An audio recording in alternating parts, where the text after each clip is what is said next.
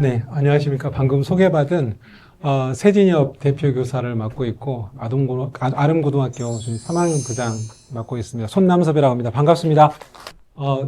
제가 작년 11월 중에 또 여기 학부모님 대상 강의가 있어가지고 작년에는 과목 선택과 대입 전형의 이해라는 주제로 강의를 한번 했었습니다. 그때 오신 부모님도 있으셨는지 모르겠는데 아무래도 학부모님들 대상으로 하는 강의가 조금 저한테는 좀 어렵기는 해요.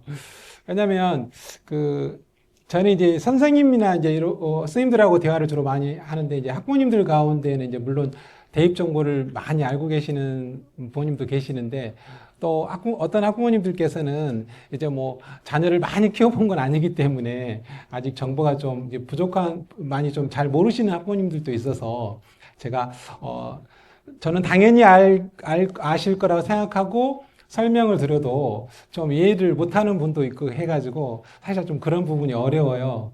근데 이제 오늘 아무튼 최대한 기초부터 그다음에 이제 제가 가지고 있는 정보를 학부모님 입장에서 어떻게 받아들이면 좋을지 이걸 좀 잘 생각해가지고 제 나름대로 준비를 좀 해보았습니다. 제가 오늘 이렇게 2시간 정도 되는데요. 순서를 처음에 이제 2026 대입 전형 이해와 기초로 잡았습니다. 지금 아까 고2, 고3 정도 이렇게 절반 정도 있는 걸로 알고 있습니다. 그런데 이제 현재 고2하고 고3은 지금 2026, 2027이 지금 같은 대입 전형 하에서 치러지기 때문에 2026 대입 전형을 이해하는 게 또 2학년들에게도 같이 도움이 될 것 같습니다. 그래서 이제 그 다음으로는 제가 이제 우리나라 대입 전형이 수시와 정시 크게 나눠지는데요. 여기에 이제 기본적인 정보와 함께 어떤 부분을 준비하면 좋을지 또 알고 계실 부분 어떤 부분이 있으면 좋을지 말씀드리고 실은 이제 제가 4번 이제 입시를 바로 코앞에 둔 고3 학생들을 위해서 현장에서 제가 학생들을 지도했던 경험을 바탕으로 해서 이제 지원 전략이라는 주제로 이렇게 말씀을 드릴까 합니다.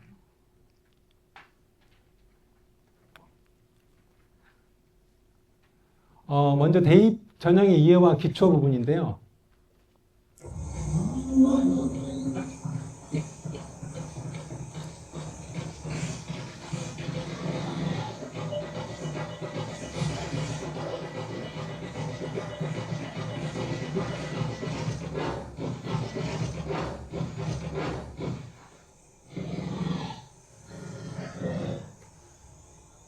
제가 이거는 학생들 대상 설명회 때 보여주는 동영상인데요. 처음 보면 이게 뭐지? 이렇게 좀 이렇게 물음표를 갖는 학생들도 많이 있습니다. 저희 진학하는 선생님들 사이에서는 우리나라 대학 입시를 생물이라고 합니다. 생물.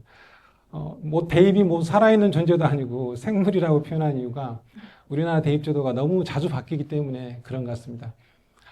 그래서 저도 지금 올해 이제 뭐 딱 20년째 하고 있습니다. 지금 고3 담임하고 부장만 저는 이어서 지금 20년째 하고 있는데요. 가만히 되돌아보면 한 해도 똑같았던 입시 전형이 없었습니다.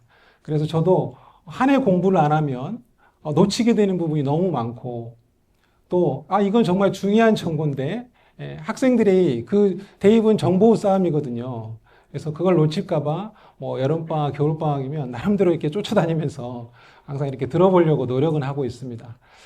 그래야만이 학생들이 목표를 바로 잡고 자기가 선택한 길이 저희는 정보를 몰랐을 때는 그게 바로 바른 길이라고 가거든요. 근데 자신의 생각과 다르게 이렇게 혼자 이렇게 실패를 경험할 수도 있다라는 생각에 출발이 잘 돼야 된다. 그리고 대입 정보를 바르게 알아야 된다. 이런 차원에서 제가 원래는 이 동영상은 학생들에게 보여주는 동영상입니다. 먼저 제가 이제 우리 대입 입시는 아까 생물이라고 하지 않았습니까? 그래서 지금 현재 우리나라에서 진행되는 대입의 큰 변화를 한번 읽어보기 위해서 제가 이렇게 표로 한번 만들어 본 건데요. 현재 그렇습니다. 현재 지금 시점에서 제 생각으로는 지금은 2028, 지금 고1 학생들에게 닥친 2028 대입제도 변화가 더 크게 지금 교육 현장에 지금 다가오고 있습니다. 그래서 지금 1학년 학생들은 지금 9등급이 아닌 5등급 체제에서 지금 공부를 시작하고 있고 2028이라고 수능이 바뀐다고 하는데 대체 수능을 어떻게 준비해야 되는지 또 선생님들도 어떻게 아이들을 지도해야 될지 상당히 좀 어려움에 빠져 있는 시기입니다. 그 와중에 이제 지금 여기 보시면 이제 대입은 한 학년도를 앞서갑니다. 그러니까 입학년도를 기준으로 세워지게 되는데요. 지금 현재 3학년들이 치르게 될 입시는 지금 2026이고요. 그 다음에 이제 2학년들이 치르게 될 입시는 이제 2027이 되겠죠. 큰 흐름은 2022 대입제도 개편안이 지금 오고 있는 건데요. 작년에 여기 보시면 이제 작년에 졸업한 학생들은 이제 2025 대입이죠. 작년에 큰 이슈가 두 가지가 있었습니다. 의예과 모집 인원 증가하고 무학과 무전공. 지금 이제 용어를 조금 통일한 것 같습니다. 자율전공 선택제 학과라고 이제 용어를 좀 통일한 것 같습니다. 다 같은 용어로 받아들이시면 됩니다. 여기 이제 선발이 확대됐죠. 이제 뭐 그 내막은 또 여러 가지 이야기가 있는데 그건 하더라도 의예과 모집 인원 증가하고 이 무전공 선발에 대한 입시 결과가 지금 이제 엊그저께 다 발표가 됐는데요. 입시 결과에 상당히 많이 영향을 미치고 있습니다. 그리고 이제 이 두 꼭지가 올해 이제 고3 학년에도 그대로 이어질 예정이었는데 이게 지금 하나 터졌죠. 의예 정원이 지금 3,058명으로 지금 원점 회계 변수가 하나 들어와 있고요. 그러나 무학과 무전공 선발은요 작년에 이어서 올해도 조금 더 확대해서 선발할 예정으로 가고 있습니다. 그리고 이제 세 번째로 꼽는다고 하게 되면 이제 그 학교 폭력 조치 사항이 의무 반영된다는 건데요. 근데 이제 요거는 이제 일반적으로 해당하는 학생이 그렇게 많지 않아서 하지만 이제 이게 그 전에는 대학에서 이제 학생부 종합전형에 한해서 자율적으로 반영을 했지만 올해부터는 수시 모든 전형 그리고 이제 정시까지도 전부 반영이 되는 상황이라는 걸 알고 계시면 좋을 것 같습니다.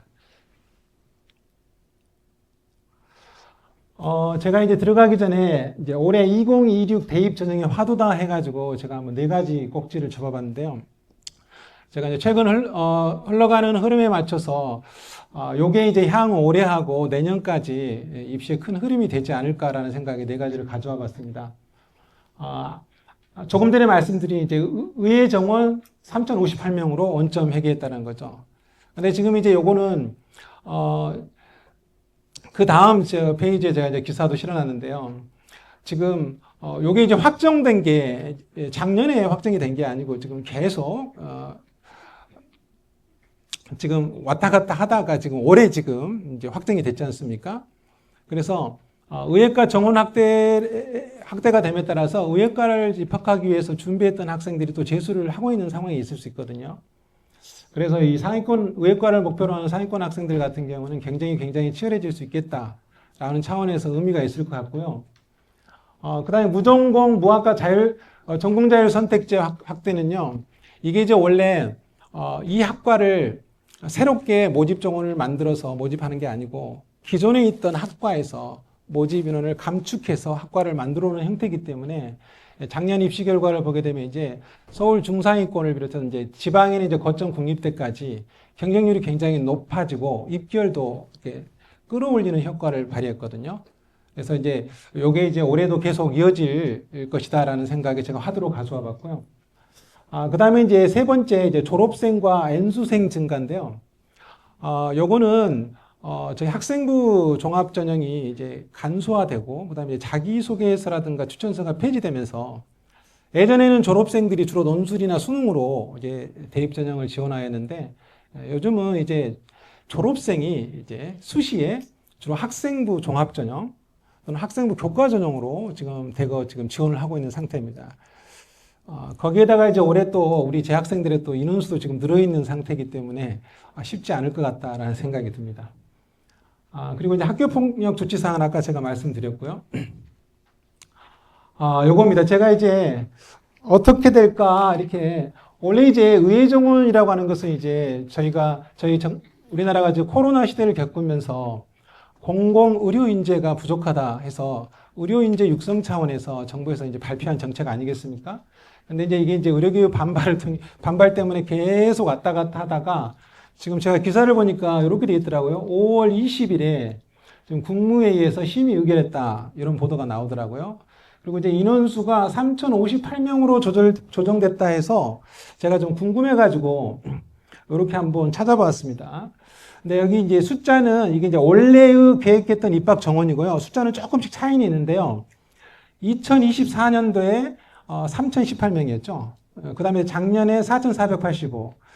그리고 이제 올해 원래는 이제 거의 이제 5,000명에 육박한 의회 정원을 모집할 계획이었죠. 근데 이제 이게 이제 다시 이렇게 이제 다시 돌아갔다는 이야기가 되겠습니다. 그리고 이제 전공 자율 선택지에 대해서 이제 학부모님들께서 알아두셔야 될 게 이제 요 두 가지 형태가 있다라는 건데요. 유형 1과 유형 2가 있습니다. 유형 1이라고 하는 것은 대학 내 모든 전공 자율 선택으로 학생의 전공 100% 자율 선택 보장입니다. 그러니까 소위 이제 자격증이 나오는 뭐 의예과라든가 간호과, 이 사범계열을 제외하고 나머지 학과는 이 자율전공 학부로 들어간 학생들은 모든 학과를 다 선택해서 전공을 할 수 있는 유형이다. 이렇게 이해를 하시면 되고요. 그런데 이제 두 번째 유형 같은 경우는 이제 모든 학과를 자율적으로 선택할 수 있는 게 아니고 여기 이제 계열로 나눠집니다. 계열이나 단과대별로 나누어져서 이 인문계열이면 인문계열 내에서, 자연계열이면 자연계열 내에서 이제 자율 선택하거나 또는 대학에 따라서 학과 정원의 150% 정도 선택을 보장하는 이런 유형이라고 보시면 되겠습니다. 근데 이제 이게 이제 작년에 어떻게 입결이 될까 그래서 선생님들이 굉장히 연구도 많이 하고 지원 전략도 여러 가지로 세워봤는데요. 제가 이제 뒤쪽에 이제 지원 전략에서 잠깐 말씀을 드릴 건데 이게 이제 부모님들이 보시기에 유형 1과 2가 있으면 어떤 게 더 경쟁률이 더 높았을 것 같아요? 유형 1이 더 높았을 것 같겠죠. 얘는 마음대로 선택할 수 있으니까요. 그죠? 예, 부모님들께서 예상했던 것처럼 유형 1이 훨씬 경쟁률도 높고, 그 다음에 이제 입결도 더 높아졌습니다. 그래서, 기본적으로, 요 두 트랙이 있고, 두 트랙은 그 정도 된다. 이렇게 감을 잡고 계시면 될 것 같습니다. 그 다음에 이제 수시, 응시, 졸업생 증가인데요. 일단, 이제 앉아야 될 의자는 정해져 있는데, 수가 많아지니까 힘든 거죠. 그래서 제가 이제 여기는, 제가 지금 2019년부터 항상 이제 모의고사부터 해서 수능까지해서 제가 이게 수기로 전부 다 작업해 보는 거거든요. 근데 지금 재학생 응시생이요. 제가 5월 모의고사를 기준으로 한번 봐봤어요. 그랬더니 지금, 현재 작년 재학생이 지금 30만 2천 이렇게 가서 약 30만 명 정도 되잖아요. 근데 올해는 지금 2만 7천 정도가 지금 늘어나 있는 상태입니다. 그죠? 우리, 제 아이도 지금 황금 돼지띠입니다. 그때 태어날 때부터 이런 얘기 있었습니다. 저는 진학을 하면서 그런데 얘네들 때는 대학 갈 때 경쟁이 심할 거다. 뭐 이런 얘기를 들은 기억이 있습니다. 근데 이 정도 지금 늘어나 있는 상태고, 그 다음에 제가 이제 재미있게 보는 게 이제 졸업생들입니다.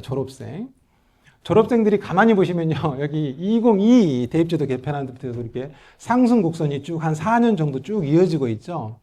이것의 가장 큰 원인이 정시 확대 기조 때문에 그렇습니다. 원래 2022 대입제도 개편안은 정시 30%였습니다. 그런데 이제 중간에 사정을 아시는 부모님도 있을 겁니다. 이게 이제 40%로 서울 상위권대학의 40%로 늘어나게 되면서 재수생들을 굉장히 많이 지금 양산하고 있습니다. 그래서 제가 설명할 때마다 이게 나중에 사회 문제가 될 것이다. 걱정이다. 이렇게 항상 얘기를 했었는데 그렇게 되는 것 같습니다. 저는 현장을 직접 느끼고 있거든요. 저희 학교 학생들은요, 보통요, 한 60에서 70명이 재수하고 있습니다. 그러니까 저희 학년이 지금 13개 반인데요. 한 2개 반 항상 전체가 다 재수라는 거죠. 희한하죠. 이제 학생 수는 줄어들었으면 대학은 편하게 가야 되는데, 우리 사회가 그렇지 못하잖아요. 그래서 상위권 대학의 경쟁률은 더욱더 치열해지고 또 그러다 보니까 아이들이 힘든 건 여전히 똑같은 것 같습니다. 그래서 지금 제가 이 데이터를 뽑으면 예상을 해보면 거의 맞더라고요. 그래서 지금 16만 명이 들어와 있습니다. 그러니까 생각해 보시면 작년에 수능을 응시한 학생이 재학생이 30만인데 졸업생이 16만이에요. 너무 많죠. 절반 이상이 뭐 졸업생이잖아요. 근데 제가 이제 올해 한번 예상을 해봤어요. 이렇게, 이제 일단 재학생이 2만 명 정도 늘었다고 생각하면 32만 정도 될 거고, 졸업생은요, 아까 제가 말씀드린 것처럼 지금 이제 의회 정원 확대를 예상을 해서 이미 재수를 결정한 학생들이 있을 거란 말입니다. 근데 만약에 이제 작년 같은 경우는, 나이 드신 분도 다시 직장 때려치우고 외과 가기 위해서 오셨다는 얘기도 있었는데, 작년과 대비해서 이제 중간에 그러니까 이제 학교 다니다가 이게 이제 사회권 대학에 이제 공대나 자연계열에 있던 학생들도 의예과 시험 한번 더 봐야지 하고 중간에 들어오는 학생들도 있었거든요. 근데 이제 인원수가 줄었기 때문에 모르겠습니다. 그런 학생들은 조금 주저하지 않을까 생각이 들지만, 그래도 이제 이게 늦게 발표됐고 그 의예를 목표로 했던 학생은 여전히 있을 것이다라고 생각이 들고, 지금 이제 곧 내일 모레 6월 모의고사를 보잖아요. 그럼 6월 모의고사 지금 수능 모의평가를 지금 응시하겠다라고 지금 지원한 학생들이 약 제가 8만 9천 정도로 지금 보고 있습니다. 근데 원래는요, 6월에 한 6만 명 정도 들어옵니다. 6만에서 7만 명 정도 들어오고요. 9월에 9만 명 정도 들어옵니다. 제가 이제 그걸 잘 아는 이유가 제가 데이터를 이렇게 맨날 만들어 보거든요. 그래서 그 느낌을 가지고 있는데, 이게 벌써 원래 6월이 많아야 6에서 7만인데 벌써 지금 내일 모레 볼 게 지금 이제 거의 9만 정도 들어와 있다라는 것이죠, 응시생이. 그런데 제 생각에는 그래서 작년에 16만 명의 졸업생들이 수능에 응시했는데 올해도 최소 16만 명은 되지 않을까, 제 생각 예측입니다. 그렇게 보면 이게 합산해 보시면 48만 명이죠. 쭉 올라가 보시면 1919년도 수능에 53만 명이 응시한 이후 지금 역대 거의 두 번째로 많은 응시생들이 올 것 같습니다. 그래서 굉장히 치열한, 올해는 굉장히 치열한 입시가 되지 않을까. 단 이제 지금 2학년 학생들은 이제 그래도 이제 황금 돼지들이 가니까 조금 이제 줄어든 수가 되기는 할 것 같습니다. 그래서 경쟁이 어느 해보다도 지금 굉장히 좀 치열하지 않을까 이런 생각이 듭니다. 졸업생들이 그냥 수능만 보러 오면 좋을 텐데 아까도 제가 말씀드렸다시피 수시에도 침투를 해서 우리 재학생들 더욱 어렵게 하고 있는데요. 이거는 이제 경희대학교가 이제 작년도 수시 선발 결과를 발표한 건데요. 여기 24학년도 이제 경희대학교 대표 학생부 종합전형이 네오 르네상스 전형입니다. 여기 이제 지원자를 보시면 24년에는 28.9%였는데 작년에는 35.9% 많이 늘었죠. 그러다 보니까 옆에 있는 이제 합격자 비율도 높아진 걸 볼 수 있겠죠. 그래서 이제 졸업생이 증가하면서 재학생들의 자리가 이제 더 경쟁이 치열해졌다 이렇게 보시면 되겠습니다. 요거는 제가 아까 조금 전에 소두에 말씀드린 겁니다. 이제 올해부터는 작년까지는 대학 자율 반영이었지만 이제 학교 폭력 조치 사항이 이제 올해부터는 의무 반영으로 다 바뀌었다라는 내용입니다. 이제 여기부터는요, 제가 이제 지금까지는 이제 지금 올해 시작하는 해서 화두가 될 만한 것들을 제가 포인트로 뽑아온 거고요. 여기서는 이제 고3 학부모님이라면 꼭 알아야 될 대입에 대한 기초, 이런 정보를 좀 드리려고 제가 준비해가지고 온 건데요. 모집 시기에 따른 대입 전형인데요. 학생도 그렇고 학부모님도 그렇고 대부분 우리나라 대학 입시는 이 수시와 정시만 있는 걸로 알고 계셔요. 근데 원칙적으로 얘기하면 우리나라 대학 입시는 3개입니다. 3개. 그래서 이게 추가 모집까지 있다는 거. 이거. 그래서 자녀가 우리 솔직히 재수하고 싶어서 하는 친구들 하나도 없지 않습니까? 하다 보니 어쩌다 되지 않습니까? 그래서 혹시라도 정시까지 했는데 혹시라도 다 실패하게 되면 여기 추가 모집도 있으니까요. 한 번 더 서류를 내보면 어떨까 하는 생각입니다. 이제 추가 모집은 대학들이 정시까지 다 모집했는데도 비어있는 인원을 뽑는 겁니다. 근데 이게 의외로 예전에는 막 한의학과 같은 게 막 남는 경우도 있었고요. 서울권에 괜찮은 학과가 이렇게 남아있는 경우도 있었습니다. 작년만 봐도 저희 학교에서도 교원대학교에 내신은 그렇게 좋지 못한 학생인데 입시 설명회 때 그런 정보를 가지고 있다가 그 친구는 이제 그걸 잊지 않고 한번 넣어본 거죠. 근데 내신은 굉장히 낮은 학생이었는데 교원대 제가 중국어 쪽에 합격한 걸로 알고 있습니다. 저희 학교 학생이었는데요. 그래서 부모님들도 그럼 어디에서 여기 인원을 볼 수 있냐? 어디가 대입정보 포털? 여기에서 들어가 보시면 거기에서 대학별로 한꺼번에 묶어가지고 공개하기도 하고요. 이제 특정 대학의 홈페이지로 들어가면 또 그 시기에 여기 날짜가 나와 있지 않습니까? 이 시기에 들어가 보시면 모집 공고를 내게 됩니다. 그래서 여기도 한번 생각해 두시라는 차원에서 제가 말씀드린 겁니다. 그 다음에 이제 복수 지원 가능 횟수인데요. 이것은 이제 누구나 다 알고 있는 것 같지만 또 세밀한 부분이 있습니다. 수시는 최대 6개까지 최대 지원 가능한데요. 이게 대학을 의미하지 않습니다. 이제 대학으로 착각하고 계시는 부모님들이 계시는데요. 이건 대학을 의미하는 게 아니라 지원한 전형을 의미한다 이렇게 생각하시면 됩니다. 그래서 예를 들어서 A라는 대학의 학생부 종합 전형도 쓰고 또 A라는 대학의 논술 전형도 쓰잖아요. 그러면 수시 6개 중에 2개를 쓴 게 됩니다. 그래서 그렇게 이해하시라는 뜻에서 제가 가져온 거고요. 그 다음에 이제 요거는 의외로 모르시는 분들이 상당히 많습니다. 수시에 합격하면 정시에 지원을 못한다인데요. 이제 어느 부분을 잘 모르시냐면요. 전문대학. 이제 2, 3년제 전문대학을 합격하면 지원 가능한지 어쩐지 이걸 잘 모르시는 부분도 꽤 있습니다. 근데 수시는요. 전문대학도 하나라도 합격을 하면 정시 지원 불가합니다.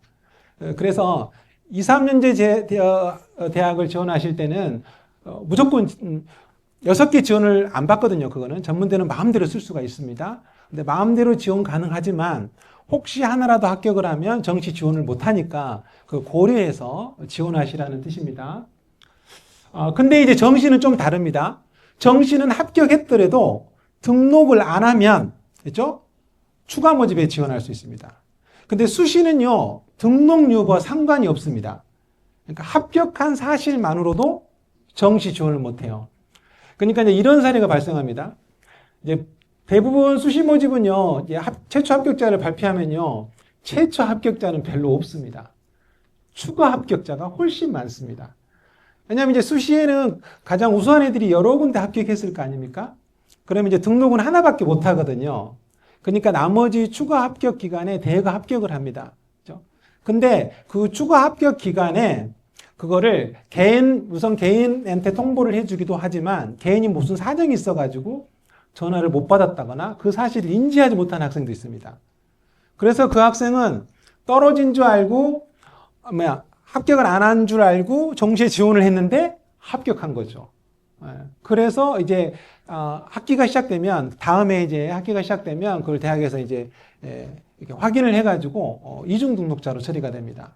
그러니까 그것도 주의하시라 이런 뜻입니다. 그 다음에 이제 요거는 이제 많이 알고 계신 분들 알고 계실 텐데요. 지금 하고 있죠. 특별법에 의해 설치된 특수대학들은요, 6개를 제외하고 더 쓸 수가 있습니다. 그래서 지금 이제 사관학교, 대표적인 사관학교하고 과학기술원이 여기에 해당이 됩니다. 그래서 저는 이제 저희 학교 학생들한테는 저는 이건 적극적으로 지원하라고 저는 권장합니다. 그렇죠? 단 이제 과학기술원 같은 경우는 자기소개서하고 추천서를 써야 돼요.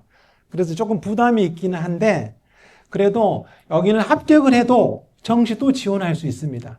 그래서 본인이 역량이 되는 학생들은 수학과학에 역량이 되는 학생들은 과학기술원도 적극적으로 지원해 보거라 이렇게 학생들한테 제가 안내해 주는 거고요.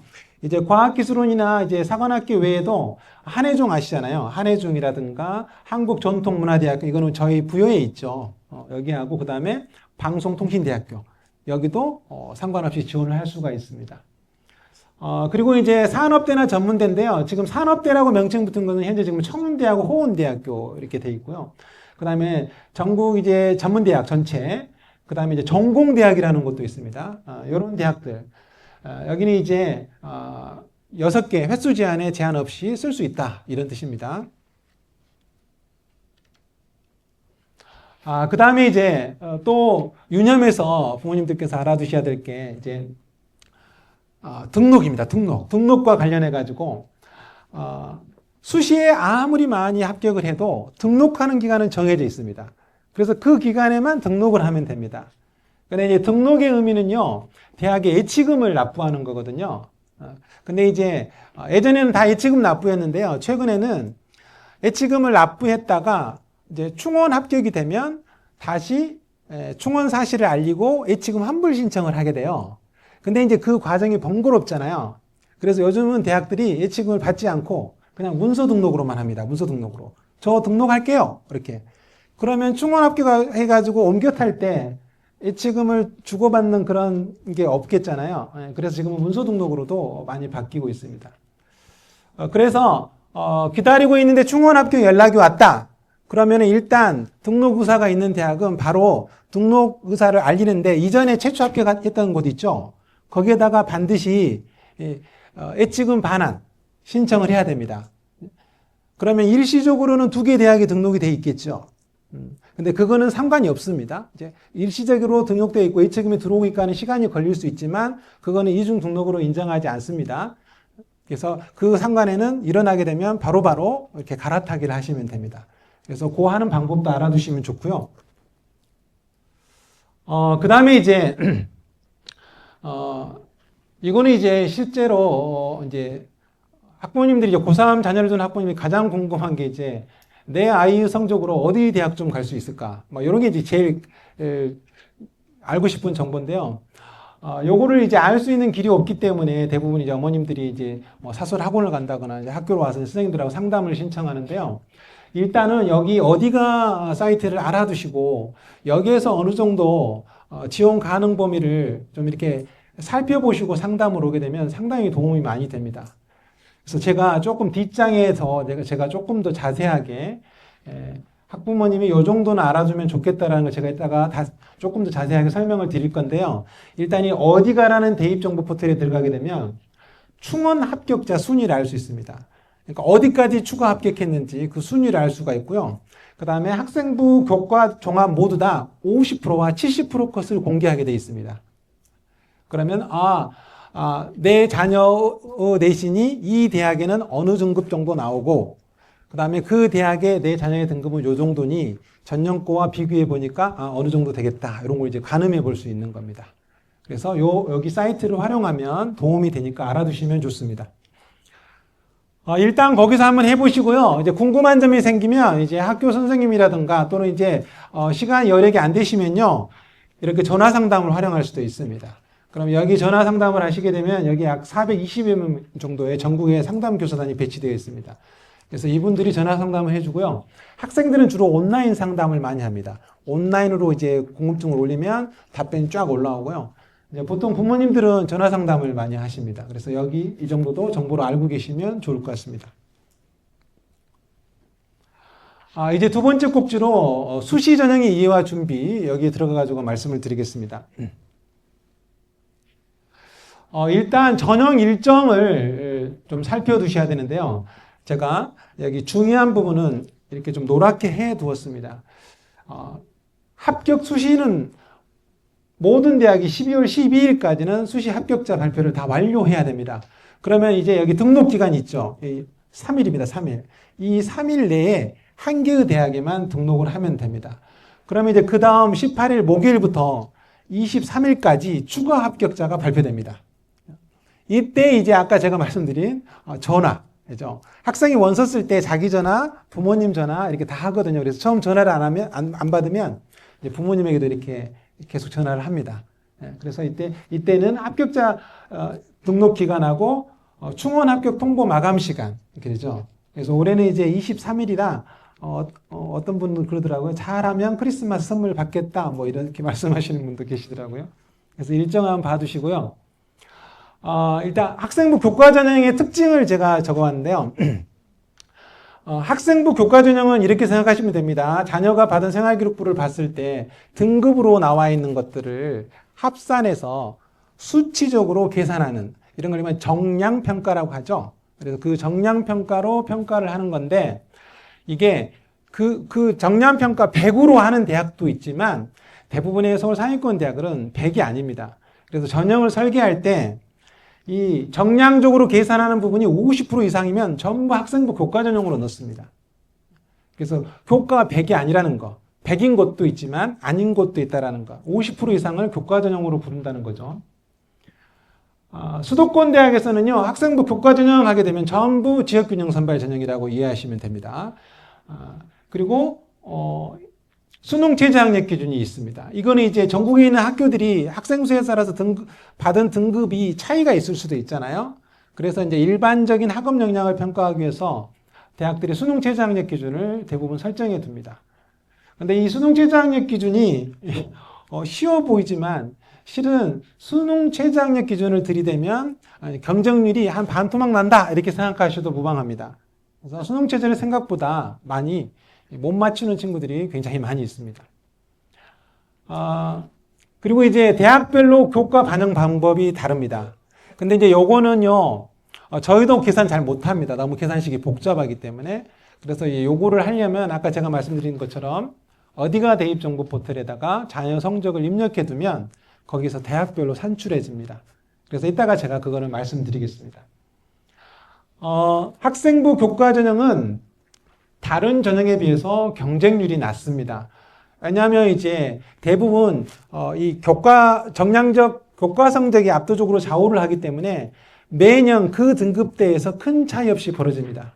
그러니까 등급이 조금 못 미치는 학생들은 대부분 종합전형으로 돌아서는 거죠.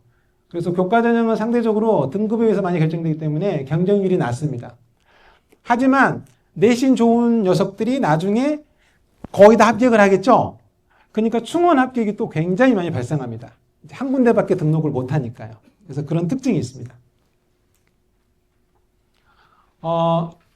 교과 전형도 아까 제가 말씀드린 것처럼 교과백으로 하는 대학도 있지만 교과의 비교과라든가 서류, 그다음에 면접 이렇게 섞어서 뽑는 대학들이 있습니다. 제가 여기 이제 동국대에 이렇게 빨갛게 해둔 건 뭐냐면요. 동국대학은 이제 학교장 추천 전형 학생부 교과 전형으로 모집하고 있는데 교과 70, 서류 30이라고 하고 있습니다.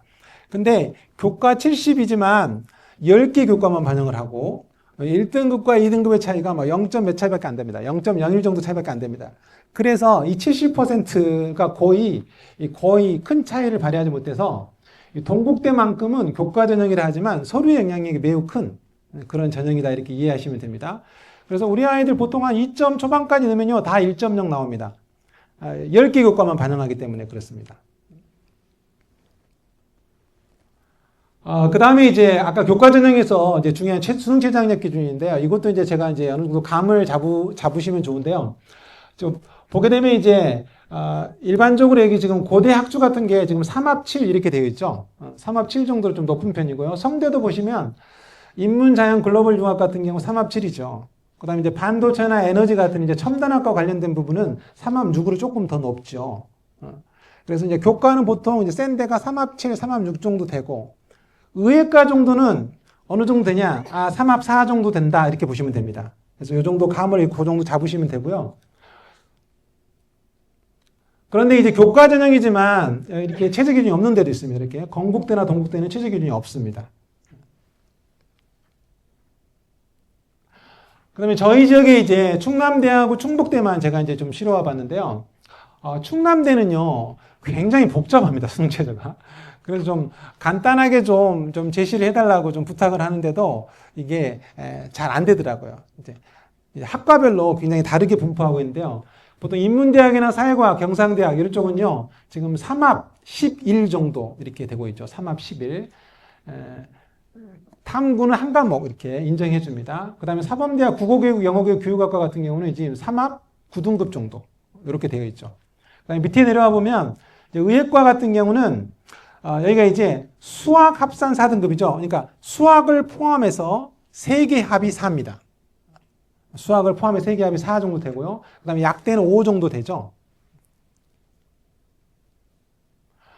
충북대 같은 경우는 이제 수능 체제가 바뀌었습니다. 이제 작년하고 다르게 이제 올해 바뀌었는데 조금 더 완화됐어요. 이제 3과목을 반영했는데 충북대도 이제 올해부터는 충북대는 2개 합으로 바뀌었습니다. 2개 합.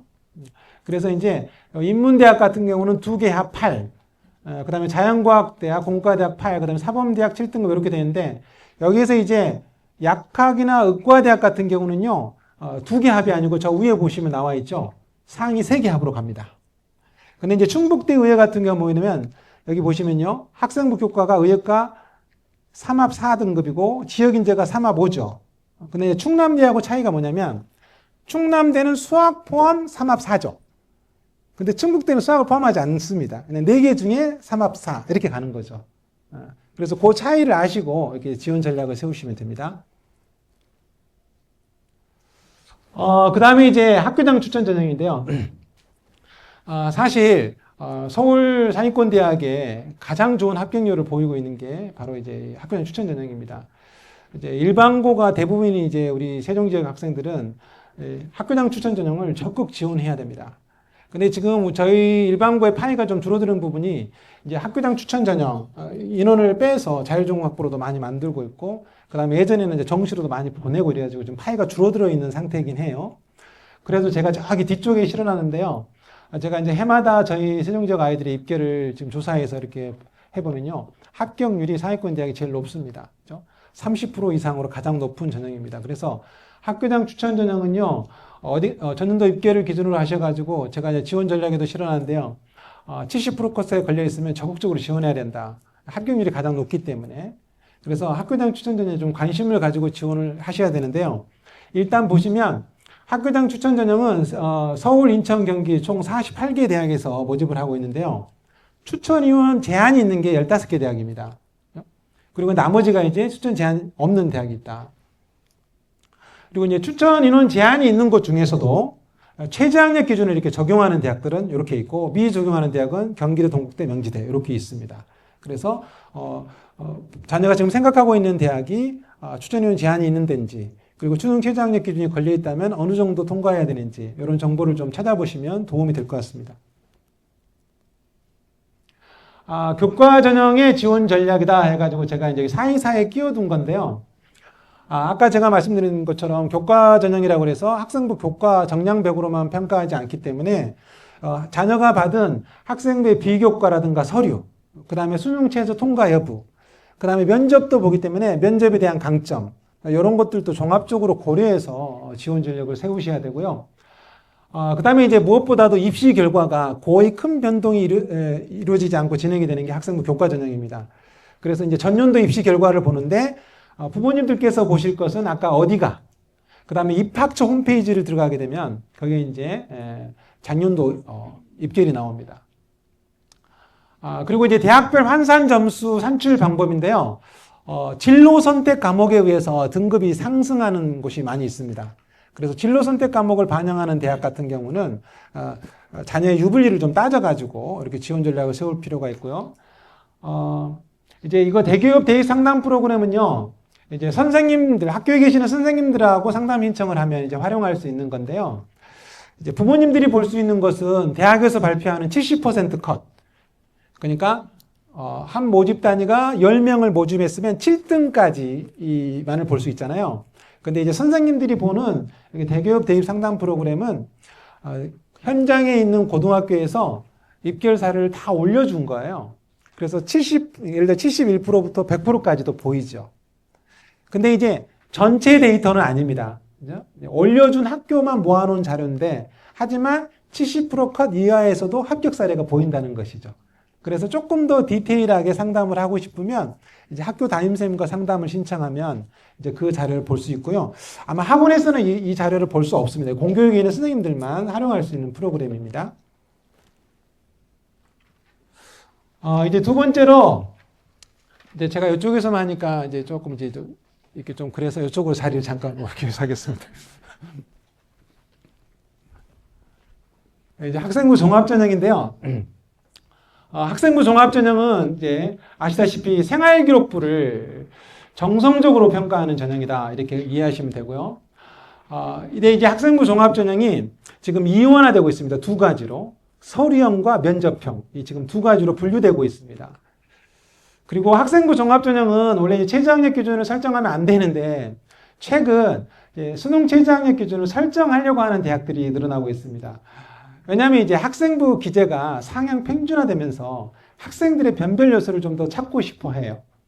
그리고 이제 지금 1학년들 같은 경우는 또 5등급으로 되면서 지금 이게 지금 조금 더, 원래는 종합전형에 체제를 걸지 않는 게 정상적인데, 사회권 대학의 경우는 이제 거는 대학도 있다, 이렇게 이해하시면 되고요. 종합전형은 무엇보다도 이제 숫자로 계산하는 전형이 아닙니다. 뭐 2등급, 3등급 이런 거는 이제 큰 의미는 없고요. 여기 이제 전형 자체는 뭐냐면 서류 평가에서 보이는 학업 동기, 그 다음에 자기주도성, 발전 가능성, 이거를 서류에 기재된 내용을 가지고 평가한다는 거죠. 물론 이제 거기에 있는 등급, 학업 성취도 중요하게 평가합니다. 근데 이제 그것만 가지고 평가하지 않는다는 게 종합전형의 이제 기본 취지가 되겠습니다. 그리고 이제 주요 대학, 서울권에 있는 주요 대학에서 가장 많은 인원을 선발하는 전형이 학생부 종합전형이 되겠습니다. 종합전형의 이제 전형 방법은 이렇습니다. 이제 가장 일반적인 방식이 일단 1단계로 학생부 서류 평가를 해서 이제 일정 배수를 선발합니다. 3배수, 4배수 이렇게 5배수 이렇게 뽑습니다. 그리고 이제 2단계 이제 면접을 통해서 최종 선발하는 게 이제 일반적인 케이스인데요. 요즘에 이제 대학들이 이제 면접에 대한 부담이 있기 때문에 이렇게 면접을 넣되 그냥 단계별 전형이 아니라 면접까지 합산해가지고 한 번에 뽑거나 아니면 면접 없이 그냥 학생부 서류로만 해서 100% 뽑는 이런 대학들도 있습니다. 그래서 이렇게 보시면 이제 단계별 전형을 하는 대학, 일괄 합산하는 대학이 있는데 여기 보시면 최저학력 기준을 적용하는 대학도 이렇게 있죠. 소수 있습니다. 그래서 제가 이제 여기 종합전형의 수능 최저학력 기준도 한번 확인해 보면 어떨까 해가지고 가져왔는데요. 현재 고려대학교 학생부 종합 학업우수 전형이 가장 높습니다. 4.8 정도로 지금 설정이 되어 있습니다. 한양대학교 추천형 같은 경우는 이제 3합7 정도, 이렇게 3합7 정도로 설정이 되어 있습니다. 여기도 이제 우리 지역에는 이제 충남대하고 충북대도요, 종합전형이지만 수능체제가 있다. 이제 근데 이제 다 있는 게 아니고요, 여기 지정된 학과들에만 있습니다. 그래서 충남대도 학생부 종합원에서 일반과 서류형을 나눠놨는데요. 종합전형 일반 같은 경우는 주로 이제 사범대하고 의과대학 쪽에 이렇게 수능체제를 걸어놨죠. 그리고 이제 학생부 종합 서류형 같은 거 이제 의과대학을 보게 되면, 아까는 교과에서는 수학 포함 3합 4였죠. 근데 여기 보시면 5로 한 단계 내려가져 있죠. 그래서 종합전형에서는 한 단계 정도 이렇게 내려가서 설정하고 있습니다. 충북대 같은 경우도 마찬가지입니다. 충북대 같은 경우도 보시면요. 여기 지금 아까 약학, 의과대학 이런 곳은 3합으로 간다 그랬죠. 다른 건 이제 2합으로 바뀌었지만, 그런데 보시면 여기도 의예가 이제 3개 합 5등급 이렇게 한 단계 낮아져 있다. 이렇게 보시면 됩니다. 이제 학생부 종합전형 서류평가에서 이제 크게 이제 두 전형이 서류형과 면접형으로 이제 이원화해서 뽑는 대학들이 많이 늘고 있는데요. 전형별로 조금씩 이 서류형과 면접형이 있고 또 전형별로 평가 요소별로 비율을 달리해서 대학들이 선발하고 있습니다. 그래서 이 전형 평가 요소도 한번 이해할 필요가 있고요. 일반적으로 면접형 같은 경우는 경쟁률이 높습니다.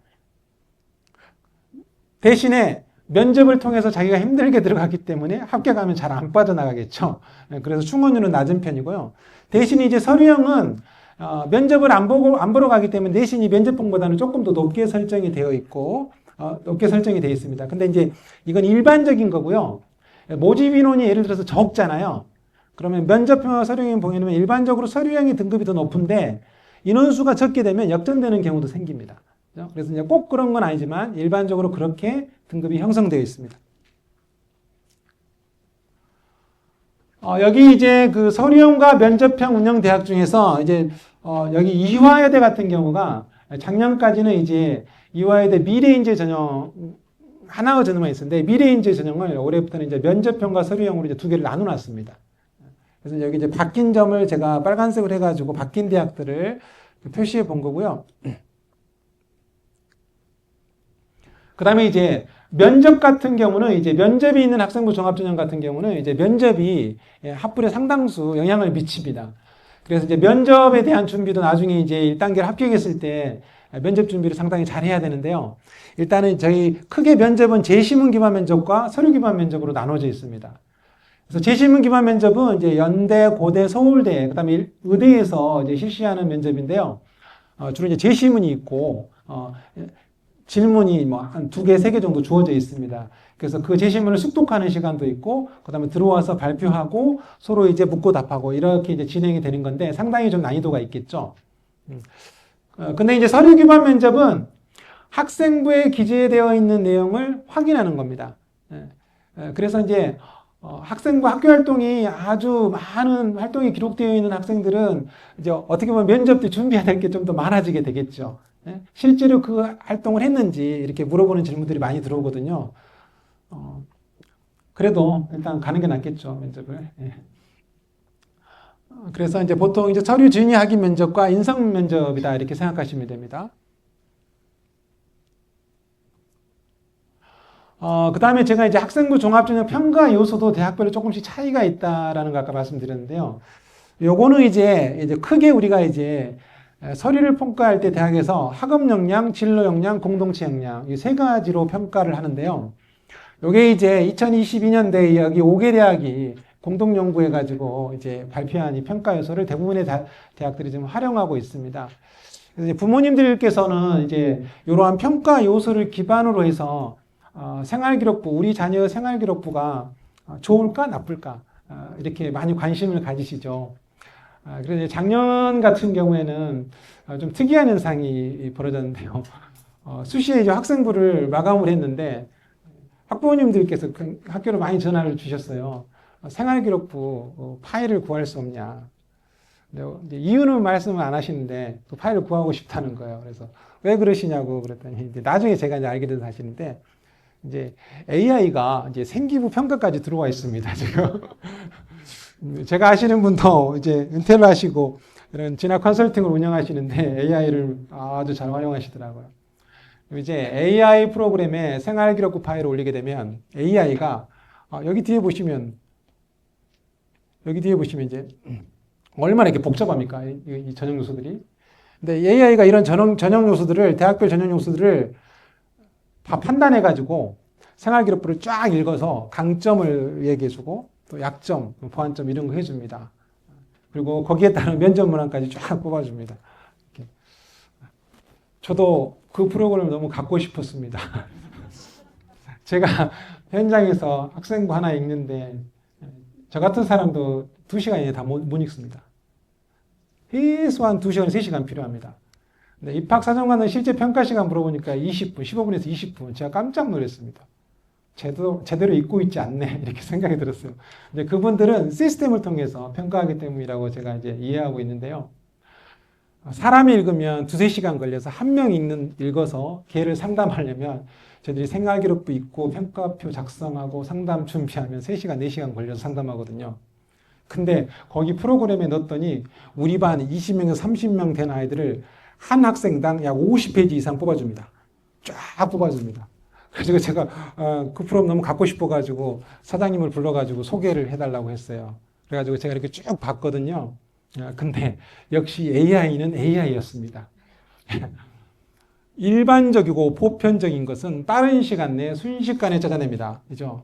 근데 지금도 그렇잖아요. 우리가 AI를 활용해도 마지막 뒤처리는 사람의 손이 필요하지 않습니까? 그래서 학생의 디테일한 부분까지는 한계가 있더라라는 생각이 들었습니다. 그래서 부모님들 전반적으로 큰 특징만 혹시 활용하시더라도요. 제가 알기로 그게 아마 10만 원 좀 넘어간 걸로 알고 있습니다. 13만 원이었나 그랬습니다. 근데 학교에서 쓰면 뭐 3만 원이라 해서 하라고 했는데요. 안 했어요. 아이들 개인정보 때문에 안 했어요. 그 업체에 줘야 되잖아요. 그래서 안 했는데 그렇게 하더라도 맹신하지 마십시오. 선생님들의 손이 가야 됩니다. 그래야만이 그 아이에 맞게끔 또 질문 문항을 만들어낼 수 있고 디테일한 부분은 손을 받아 이렇게 할 수 있다. 작년에 시작된 붐이기 때문에 올해도 많은 학부모님들께서 파일을 구할 수 없냐 이렇게 전화를 주실 건데요. 미리 알고 계십시오. 파일은 제공할 수 없습니다. 그렇죠? 파일은 제공할 수 없고 생기부 자료가 다 생성이 되면 학부모 서비스 들어가서 화면으로만 확인이 가능합니다. 화면으로만. 그렇죠? 그래서 그거 알고 계시면 좋을 것 같고요. 그래서 어떻게 알시면 이렇게 알고 계시면 됩니다. 학업 역량은 뭐냐? 일단 학업 성취도, 등급으로 맞아 있는 학업 성취도, A, B, C, D 이거 하고 학업 태도. 그 다음에 탐구력은 조금 어려운 부분인데요. 성취도와 학업 태도다 이렇게 이해하시면 되고요. 그 다음에 진로 역량은요. 여기 학업 성취도는 정교 과목을 골고루 봤다고 한다면 여기는 진로와 관련된 교과목을 중점적으로 본다 이렇게 생각하시면 돼요. 그래서 이 부분이 중요합니다. 우리 아이가 종합전형의 서류 평가로서 굉장히 있을 만한 것을 먼저 봐야 될 게 지금 지원하고 있는 학과에서 권장하고 있는 권장 과목을 다 이수하고 있고 그 과목의 성취도가 좋은지, 다른 과목은 조금 못하더라도 그 과목은 높았을 때 일단 역량이 있고 그 학과로 지원하는 게 첫 번째 지원 전략입니다. 학생부 종합전형은요. 그 다음에 이제 공동체 역량 같은 경우는 이제 이런 여러 가지 4개의 영역이 있는데요. 대부분 이제 협업 능력, 의사소통 능력을 중요시하게 평가합니다. 전공자율 선택제 학과입니다. 요거는 이제 작년에 이 학과가 들어오게 되면서 이제 대학들이 이 부분이, 이 진로 역량이라는 부분이 이제 어떻게 보면 흐려졌잖아요. 그래서 여기를 대학들이 이렇게 바꾼 거죠. 이렇게 성장 역량이다. 그래서 여기에서 평가하는 것은 자기주도성, 창의적 문제 해결력, 경험의 다양성입니다. 그래서 이런 아이들에게 적절합니다. 사실 저도 현장에서 아이들을 지도하다 보면 진로를 먼저 정하고 과목을 선택해서 진로에 맞게 학교 생활을 하기는 너무너무 힘이 들다. 그런 학생은 각반에 진짜 뭐 5손가락이 뭡니까? 2-3손가락 안에 꼽습니다. 그렇죠? 그래서 저는 항상 아이들에게 얘기하거든요.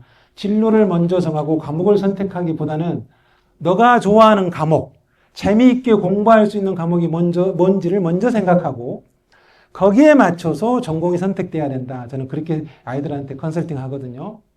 그래서 혹시 자녀들 가운데 뭘 해야 될지 꽉 잡히진 않지만 근데 대부분이 안 잡히는 게 맞죠. 근데 애를 보면요. 뭐든지 열심히 하는 아이들이 있습니다. 막 수행평가도 죽으나 사나 합니다. 그거 좀 그만하고 수행평가는 좀 덜 중요하니까 수능 준비하고 좀 이런 것 좀 해라. 이렇게 해도 걔는 그 끈을 놓지 못하고 수행평가 열심히 합니다. 그리고 학교 활동 막 쫓아다닙니다. 그거는 좀 안 해도 돼. 시간을 이쪽으로 좀 해도 막 하는 애들이 있습니다. 그런 아이들에게 적합한 전형이라고 생각합니다. 그러니까 여기 자율성통제에서 보는 거는 진로가 뭐라도 학생이 그 순간에 목표를 정해서 열심히 학교 활동을 해내는 학생들, 그런 학생들을 지금 선발하고자 하는 게 전공자율선택제입니다. 그래서 그런 아이들에게 추천해주면 어떻게 보면 그런 아이들에게 하나 더 생긴 전형이 아닐까 이렇게 저는 생각해보고 그런 아이들에게 조금 이제 지원할 것을 좀 권유하고 있습니다. 여기를 보시면요, 그러니까 이제 쉽지가 않습니다. 대학별로 평가 요소가 조금씩 퍼센티지가 달라지는데요. 여기에 따라서 우리 아이들이 지원해야 될 대학들이나 이 전형 선택을 잘해야 됩니다. 여기 보시면 고려대 학업우수는 학업 역량이 50% 되죠. 근데 계열적합은 4 이렇게 가죠. 그래서 합격 사례를 보게 되면 보통 일반계 학생들은 학업우수가 더 많이 차지하고 있습니다. 계열적 합격한 문제, 좀 과구라든가 이런 아이들이 많이 들어가는 게 이제 전형입니다. 그래서 이 전형을 잘 이해하셔야 됩니다. 동국대 도드림 같은 경우도 전공적합성이 학업역량을 더 많이 50%. 아까 제가 말씀드렸죠. 전공적 학업역량 아까 그걸 이렇게 이해하시라고 제가 말씀드렸죠. 그 다음에 이제 서울시립대 같은 경우는 종합 1, 2가 있는데 비율이 다르죠. 그래서 이것도 자기는 잠재 역량, 이것도 전공 역량이라고 진로 역량으로 생각하시면 됩니다. 이쪽이 더 뛰어난 것 같은데 학생부 종합 1으로 지원하면 안 되겠죠. 이런 평가 요소를 좀 살펴볼 필요가 있습니다. 중앙대 같은 경우는 이제 융합형, 탐구형 나눠져 있는데, 물론 이제 이 대학에서 여기는 융합형은 학업 역량이 50%고 여기 탐구형이 진로 역량이 50%니까 여기 일반고는 융합형으로 많이 지원하세요. 막 이렇게 하진 않습니다. 그렇죠? 근데 이제 일반적으로 봤을 때 우리 학생들의 합불 결과를 보게 되면 융합형, 학업 역량이 더 높은 곳에 지원하는 내신 등급이 더 높습니다. 그렇죠? 그래서 그거를 생각해가지고 지원을 하셔야 된다는 거죠. 한양대 같은 경우는 서류형을 보게 되면 성취 역량 평가가 진로 역량 쪽에 해당이 되는데 무려 60%가 해당이 됩니다. 그렇죠? 그 다음에 제가 이제 아까 지금 했죠. 최근의 트렌드, 학생부 종합전형의 최근의 트렌드. 학생부 기록이 상향 평준화되면서 대학들의 이제 평가액이 이제 우선순위가 이게 아주 중요합니다. 여기 핵심 권장이 있고 권장 과목이 있죠. 그래서 핵심 권장은 이제 심한 경우는 대학들이 감점을 시키겠다 이렇게 하는 대학들도 있고요. 근데 권장 과목은 감점은 아니지만 듣고 왔으면 좋겠어요라는 뉘앙스입니다. 근데 이제 준비한 학생들 입장에서는 이것도 그냥 권장이라고 하지만 왠지 들어야 될 것 같이 느껴지죠. 그래서 가급적 들어주면 좋겠죠. 그래서 여기는 이제 여기 나와 있는 것은 이제 서울대학교가 제시한 거고요. 이거는 이제 5개 대학이 연구 자료로 이제 제시한 것들입니다. 그다음에 이제 여기는 동국대가 이렇게 제시한 거고요. 이제 대학별로 조금씩 차이는 있지만 일반적으로 여기 5개 대학이 이렇게 정리해준 자료를 가장 많이 활용하고 있고요. 이제 고려대 같은 경우는 조금 다릅니다. 이제 고려대 같은 경우는 그냥 큰 계열로 봅니다. 큰 계열로. 인문, 자연. 이렇게 큰 계열로 과목을, 권장 과목을 이렇게 지정하고 있고요. 대학별로 이것도 약간씩 차이가 있는데, 일단은 여기에 있는 핵심 권장, 그 다음에 권장 과목을 참고해서 종합전형은 학과 선택이 매우 중요합니다. 그죠? 내가 어떤 학과를 선택하느냐에 따라서 상당히 학벌이 달라집니다. 학생부 종합전형 지원 전략입니다. 제가 첫 번째 3학년 1학기까지 교과 및 비교과 활동을 꾸준히 준비해야 된다. 참 안타까운 현상인데요. 아이들이 이제 지금 2학년, 3학년 같은 경우는 이제 2학년까지 내신이 거의 다 많이 좌우를 하지 않습니까? 3학년 때는 이제 뭐 두세 과목 정도 나오는 게 다여서 대부분 많은 학생들이 이제 어느 정도 목표 대학은 다 높잖아요. 근데 이제 자기가 받은 등급이 좀 낮기 때문에 보통 2학년, 빠르게는 2학년 1학기, 늦으면 2학년 2학기 때 많이 정시의 길로 접어듭니다. 이제 험난한 정시의 길로 접어들게 되는데, 그러다 보니까 3학년 1학기, 2학년까지는 좀 준비해왔던 학생들도 3학년 때 소홀히 하는 학생들이 있습니다. 그래서 그걸 보면 참 안타까운데, 대학에서는요, 서류를 평가할 때 그래도 등급이 나오는 교과는 적지만 가장 심화된 과목을 3학년 1학년 때 배우거든요. 그래서 적지만 그 과목의 성취도도 보고요. 그 다음에 진로 과목이 많긴 하지만 진로 과목이 원점수를 어느 정도 획득했고, 그 다음에 세특 내용에는 어떤 내용들이 기록되어 있는가를 상당히 비중 있게 평가하고 있거든요. 그래서 1학기까지는 종합전형을 꾸준히 준비해야 되는데, 상당히 3학년, 학년이 높아질수록 종합전형을 준비해가는 학생들의 수가 줄어드는 거죠. 그 다음에 이제 2번, 아까 제가 이제 진로 선택 과목도 방금 말씀드린 것처럼, 예를 들어서 지금 그 물화생지 1은요 등급이 다 나오죠. 근데 이제 물화생지 2 과목은 등급이 안 나옵니다. 그래서 학생들이 A만 받으면 된다 이렇게 생각하는데요. 실제 대학에서는 원점수도 같이 평가하고 있으니까요. 원점수를 높이는 쪽으로 마무리를 해줘야 된다. 이렇게. 그 다음에 이제 3번, 4번, 이거 제가 말씀드린 것 같습니다. 그 다음에 이제 논술 전형으로 넘어가겠는데요. 논술 전형 같은 경우는, 많은 학생들이 지원하는 것은 아니고요. 또 합격률도 그렇게 높은 건 아닙니다. 그런데 이제 작년부터 고려대학교가 이제 학생부 학교장 추천 전형, 그 다음에 학생부 종합 전형 좀 빼가지고 이제 논술 전형을 만들었습니다. 엄청나게 많은 인원 논술로 뽑고 있고, 그 다음에 점점 조금, 아까 제가 말씀드린 학생부 종합 전형이 평가 요소가 줄어들고, 그러다 보니까 일부 대학들은 논술 전형을 넓히는 대학들이 생겨나고 있습니다. 그래서 논술 전형도 잘 보시고, 논술에 혹시 재능이 있다고 판단되는 학생은 저는 한두 개 지원해봐도 괜찮다. 그리고 우리 지역의 학생들도 많지는 않습니다. 굉장히 합격률이 낮긴 합니다. 그래도 예전에는 16개 고등학교 다 통틀어 봐야 뭐 한두 명 합격하는 건이었는데, 지금은 그래도 한 5건, 5-6건 정도 잡히고 있습니다. 좀 주요 대학들에 있어서. 그래서 이것은 이제 논술 전형이 정말 신중히 생각해서 도전을 해봐야 되는데요. 일단 논술 전형도 수능 최저학력 기준 설정이 대부분 되어 있습니다. 근데 꽤 높은 편입니다. 수능 최저학력 기준이 설정되어 있지 않은 연대 같은 경우는요, 고교 수준을 넘어선다 이렇게 생각하셔도 무방합니다. 상당히 높은 수준을 평가한다. 그래서 논술 전형을 준비하는 학생들의 기본 첫 번째가 모의고사 성적으로 논술에 설정한 수능 체제를 통과할 수 있느냐. 이게 일단 기본이 돼야 됩니다. 그리고 경쟁률은 굉장히 높지만 수능 최저를 통과하는 학생들은 실제 경쟁률은 굉장히 많이 떨어지게 됩니다. 그래서 수능 최저 설정 대학을 잘 판단하셔서 통과 여부까지 고려해야 된다. 그 다음에 이제 수능 이후에 실시하는 대학이 주로 많은 편입니다. 일단 논술 전형에 관심 있는 학생들은 지금 논술 실시 대학을 아셔야겠죠. 그래서 제가 저기 인문계열하고 여기 자연계열 실시하는 대학들 이렇게 올려놔 본 거고요. 그 다음에 이제 의학학계열에서도 굉장히 많은 지금 모집 인원을 모집하는 걸 알 수 있겠죠. 그래서 의학학계열에 논술 전형이 있다는 거.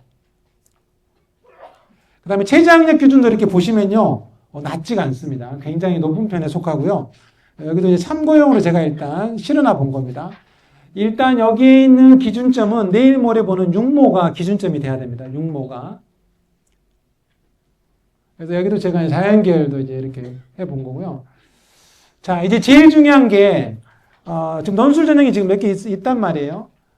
그럼 이제 내 자녀가 지금 논술을 지금 좀 볼 생각이 있는데, 어느 대학의 논술을 볼 것이냐가 일단 관건입니다. 그래서 이제 논술 유형을 보면, 인문 논술 같은 경우는 이제 자연 논술보다 상당히 어려운데요. 보통 이제 언어 논술만 보는 대학들이 이제 이렇게 많이 있지만 여기다 통계를 활용하거나 영어 지심을 활용하는 경우도 있죠. 그 다음에 뭐 수리 논술을 이렇게 접목하는 대학도 있고요. 그리고 이제 약수령 논술이라 그래가지고 대표적으로 가천대라든가 여기 한국기술교육대 이런 데가 이제 우리 학교에서 보는 서술형 시험 있지 않습니까? 그런 형태로 논술을 실시하고 있습니다. 그래서 약수령 논술을 보는 데도 있습니다. 그래서 여기에 있는 유형이 일단 유형을 보시고요. 실제 논술 문제를 대학에 가서 한번 살펴보셔야 됩니다. 대학에 가게 되면 선행 영향평가 보고서라는 게 있습니다. 거기에 가게 되면 대학들이 매해 논술고사 유형을 위원들로부터 평가를 받고 피드백을 받습니다. 이게 고교 교육과정에 벗어났는지 적절하게 출제됐는지 이걸 이제 보고서로 내게 돼 있거든요. 그러면 거기에 이제 모범 답안 비슷한 게 올라와 있고 출제 경향을 분석해 놓은 게 있습니다. 그래서 문제도 한번 보시고 선행 영향평가지 그것도 한번 확인해 보시고 이렇게 하면 도움이 되고요. 제가 이제 조금 추천하는 아이들은요, 저도 이제 예전에는 논술에 굉장히 부정적이었는데, 좀 성과를 보이는 학생들이 어떤 학생들이냐면, 수학을 잘하는 학생들이 지금 성과를 많이 보이고 있거든요. 그러니까 지금 저희 학교 같은 경우도 한 2등급 때, 평균 2등급 때 되는 학생인데, 수학만 1학년에도 다 1등급을 찍은 학생이 한 명 있습니다. 그래서 그런 학생들은 역량이 있다. 그렇죠? 그래서 수학 문제를 굉장히 자기만의 방식으로 빠르게 창의적으로 풀어내는 학생들 있지 않습니까? 수학을 아주 잘하는 학생들. 이런 학생들은 대부분의 자연계열 논술은 수리 논술 중심이거든요. 그래서 한번 도전해 볼 필요가 있습니다. 무엇보다도 논술 전형의 지원 전략은 저는 이제 제가 이제 다른 건 말씀드렸고 이건 같습니다. 이거 답안 작성 연습입니다. 답안 작성 연습.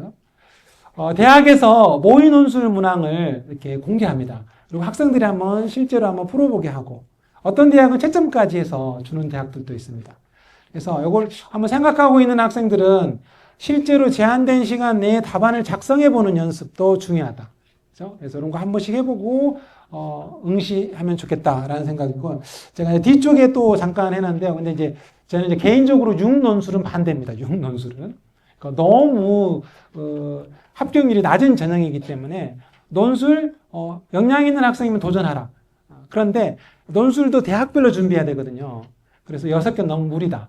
그래서 한두 개 정도 이렇게 지원을 역량 있는 학생들에게는 저도 권장하는 편입니다. 정치 전형의 이해와 준비인데요.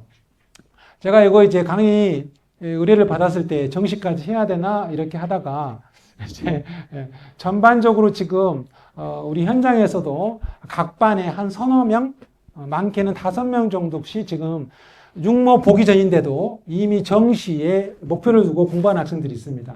그래서 이것도 제가 잠시 언급을 해드린 게 좋겠다 해가지고 가져왔는데요. 정시 전형과 마찬가지로 합격자 발표일하고 등록일은 이렇게 숙지를 해두시면 좋을 것 같고요. 정시 전형 변화가 생겼습니다. 지금 한 2년 전부터 변화가 생긴 게 뭐냐면 이제 정시에도 학생부를 반영하는 대학들이 늘어나고 있습니다. 그래서 들으셔서 아실 거예요. 서울대가 제일 먼저 시작을 했고 그 다음에 고려대, 그 다음에 연대 이렇게 해서 학생부를 반영하는데요. 현재는 뭐 수능 성적을 뒤엎을 만큼 그렇게 지대한 영향을 끼치지는 않습니다. 이제 보통 이제 합불 이제 끝선선에서 이제 미미한 차이를 보이고 있는 수준에서 지금 학생부가 반영되고 있고 이 부분은 이제 2028과 관련해 가지고 대학들이 고민하는 부분이고 실험을 하고 있다 이렇게 생각하셔도 좋을 것 같습니다.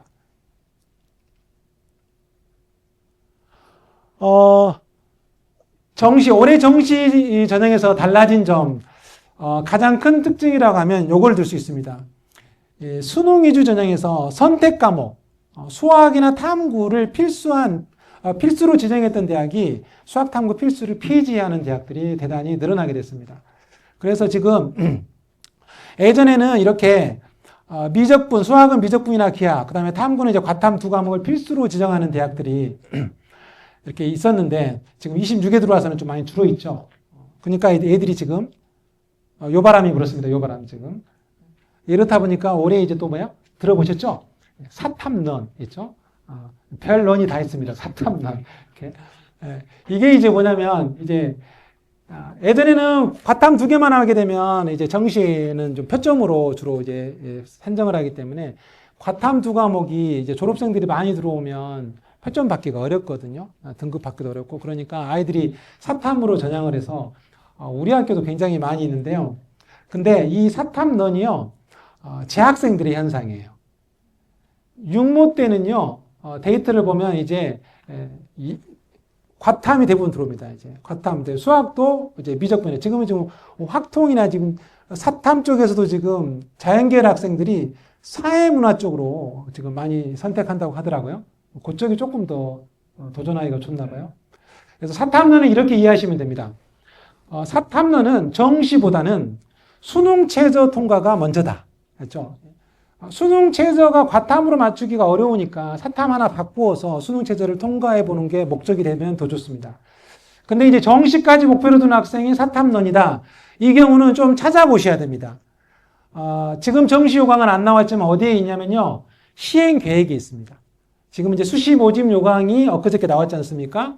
근데 4월에 발표된 시행 계획에 보게 되면 거기에는 정시까지 나와 있고 정시에 수능 반영 영역이 나와 있습니다. 그리고 가산점도 나와 있고 어떤 과목을 지정했는지도 나와 있습니다.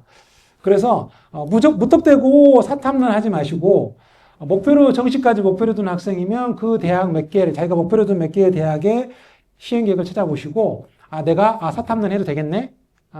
안 되겠네. 여긴 좀 고민해 봐야겠네. 이렇게 하시고 전향을 할 필요가 있습니다.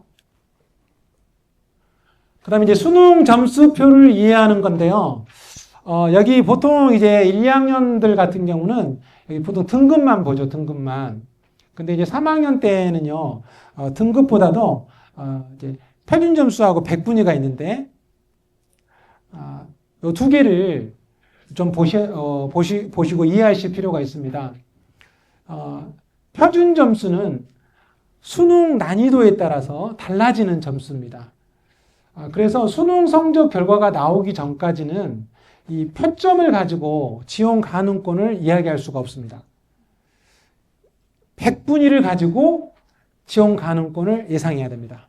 그래서 어디가에 가게 되면 대학들이 전년도 정시 결과를 뭘 기준으로 하냐면 백분위 70% 컷을 가지고 발표하고 있습니다.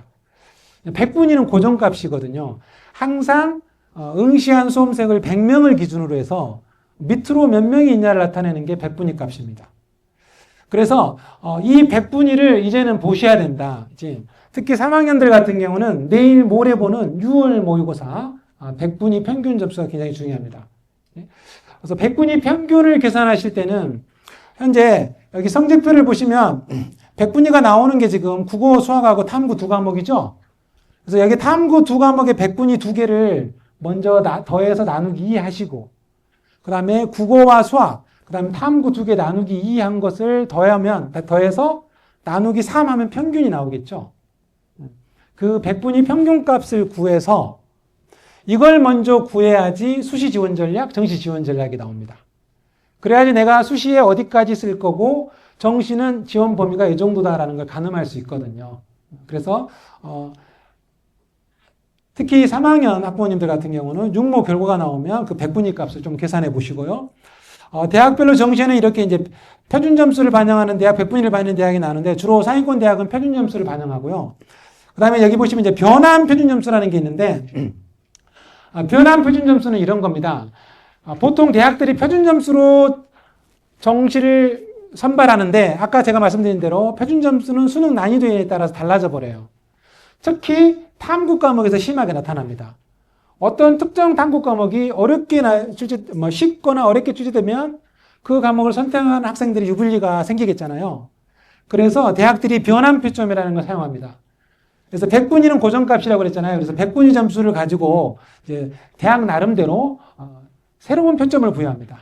근데 이것도 가톨릭대 같은 경우는 학과별로 분류해서 줬죠. 근데 연대 같은 경우는 사과탐 통합해서 부여합니다. 모든 과목을 사과탐 선택 과목 상관없이 이렇게 다 부여합니다. 100분위에 따라서.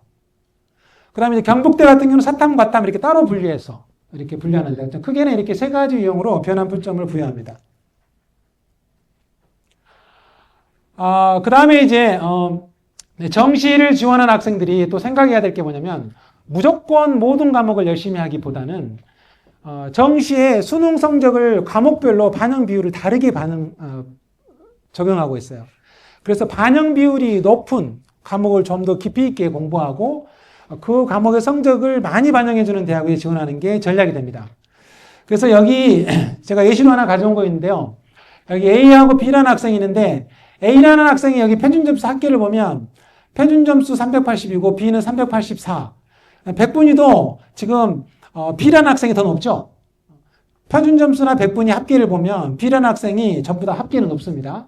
근데 뚜껑을 열어놓으니까 A가 합격하고 B가 떨어지죠.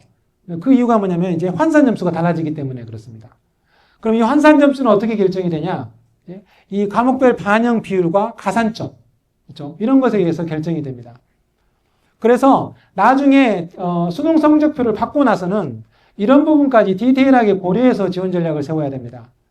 근데 수능 성적이 받기 전 우리 지금 상태에서는 어떻게 해야 되냐? 100분위 평균을 가지고 특히 지금 3학년 학생들은 6월 모평 결과 100분위 평균점을 가지고 수시 마지막 6번째를 어디로 쓸 것인지 기준점을 잡고 그 다음에 정시 가능 여부를 이렇게 어디가 전년도 입계를 기준으로 가늠해 보셔야 됩니다.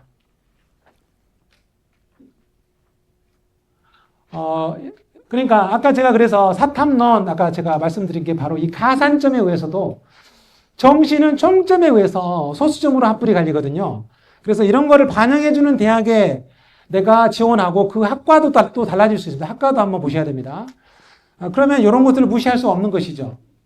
합격권에 들어갔을 때는 무시할 수 없는 점수가 됩니다. 그래서 정시 지원 전략은요. 일단 6월 수능 모평 결과를 기준으로 지원 전략을 세워야겠습니다. 그래서 제가 항상 학생들에게는 항상 얘기하는 이제 제가 맨날 얘기하는 그렇습니다.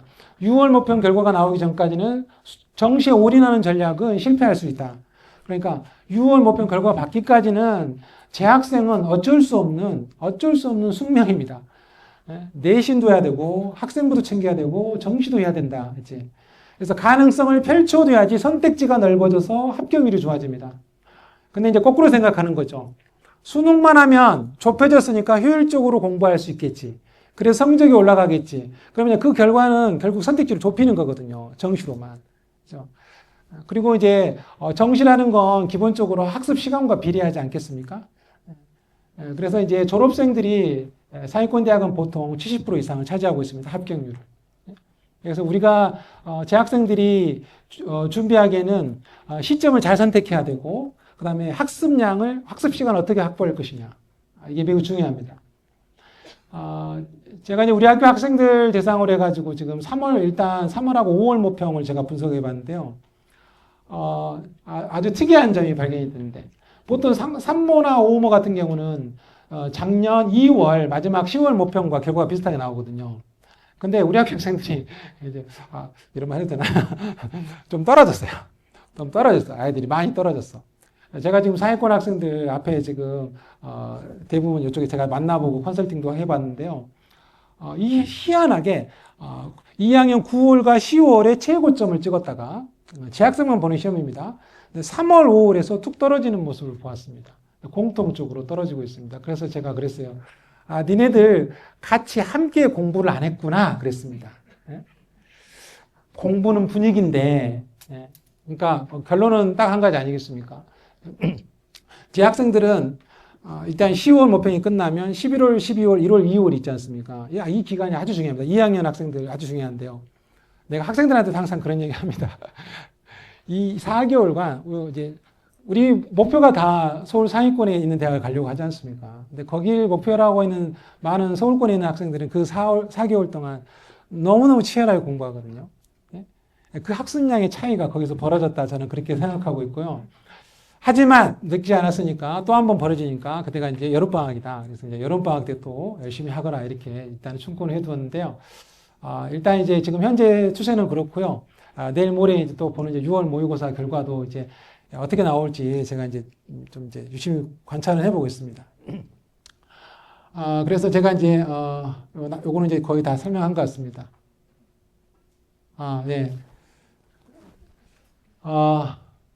제가 아까 말씀드렸죠. 제 아이도 황금 돼지 뛰어가지고 저도 이제 고3 학부모가 됐는데요. 물론 이제 제가 뭐 어떤 애는 이렇게 하고 어떤 애는 이렇게 이런 적은 한 번도 없습니다. 근데 이게 제가 고3 학부모가 되니까요. 뭐 달라지는 점이 하나 있었습니다. 불안해집니다. 마음이. 그냥 뭔가 해준 것도 없는데 마음이 불안해지더라고요. 그래서 저는 이제 좀 스트레스 받고 마음이 불안해지면 운동을 하거나 음악을 듣습니다. 그래서 여기 강의 오기 전에 제가 챗 GPT한테 한번 물어보았습니다. 고3 학부모들에게 뭐 도움이 될 만한 노래를 추천해 주렴 했더니 세 가지를 추천해 주더라고요.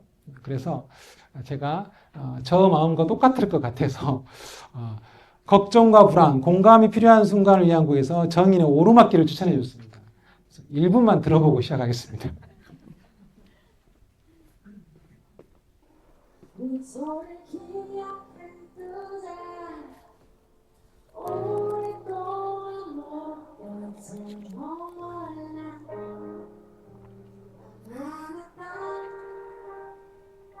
우리가 지나온 길에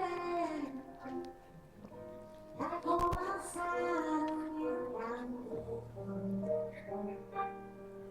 이제 끈적이는 날 거슬려 내쉬는 숨이 우리 유일한 대화일지 몰라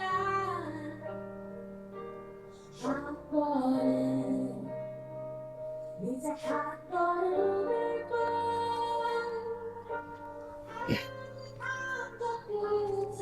오지마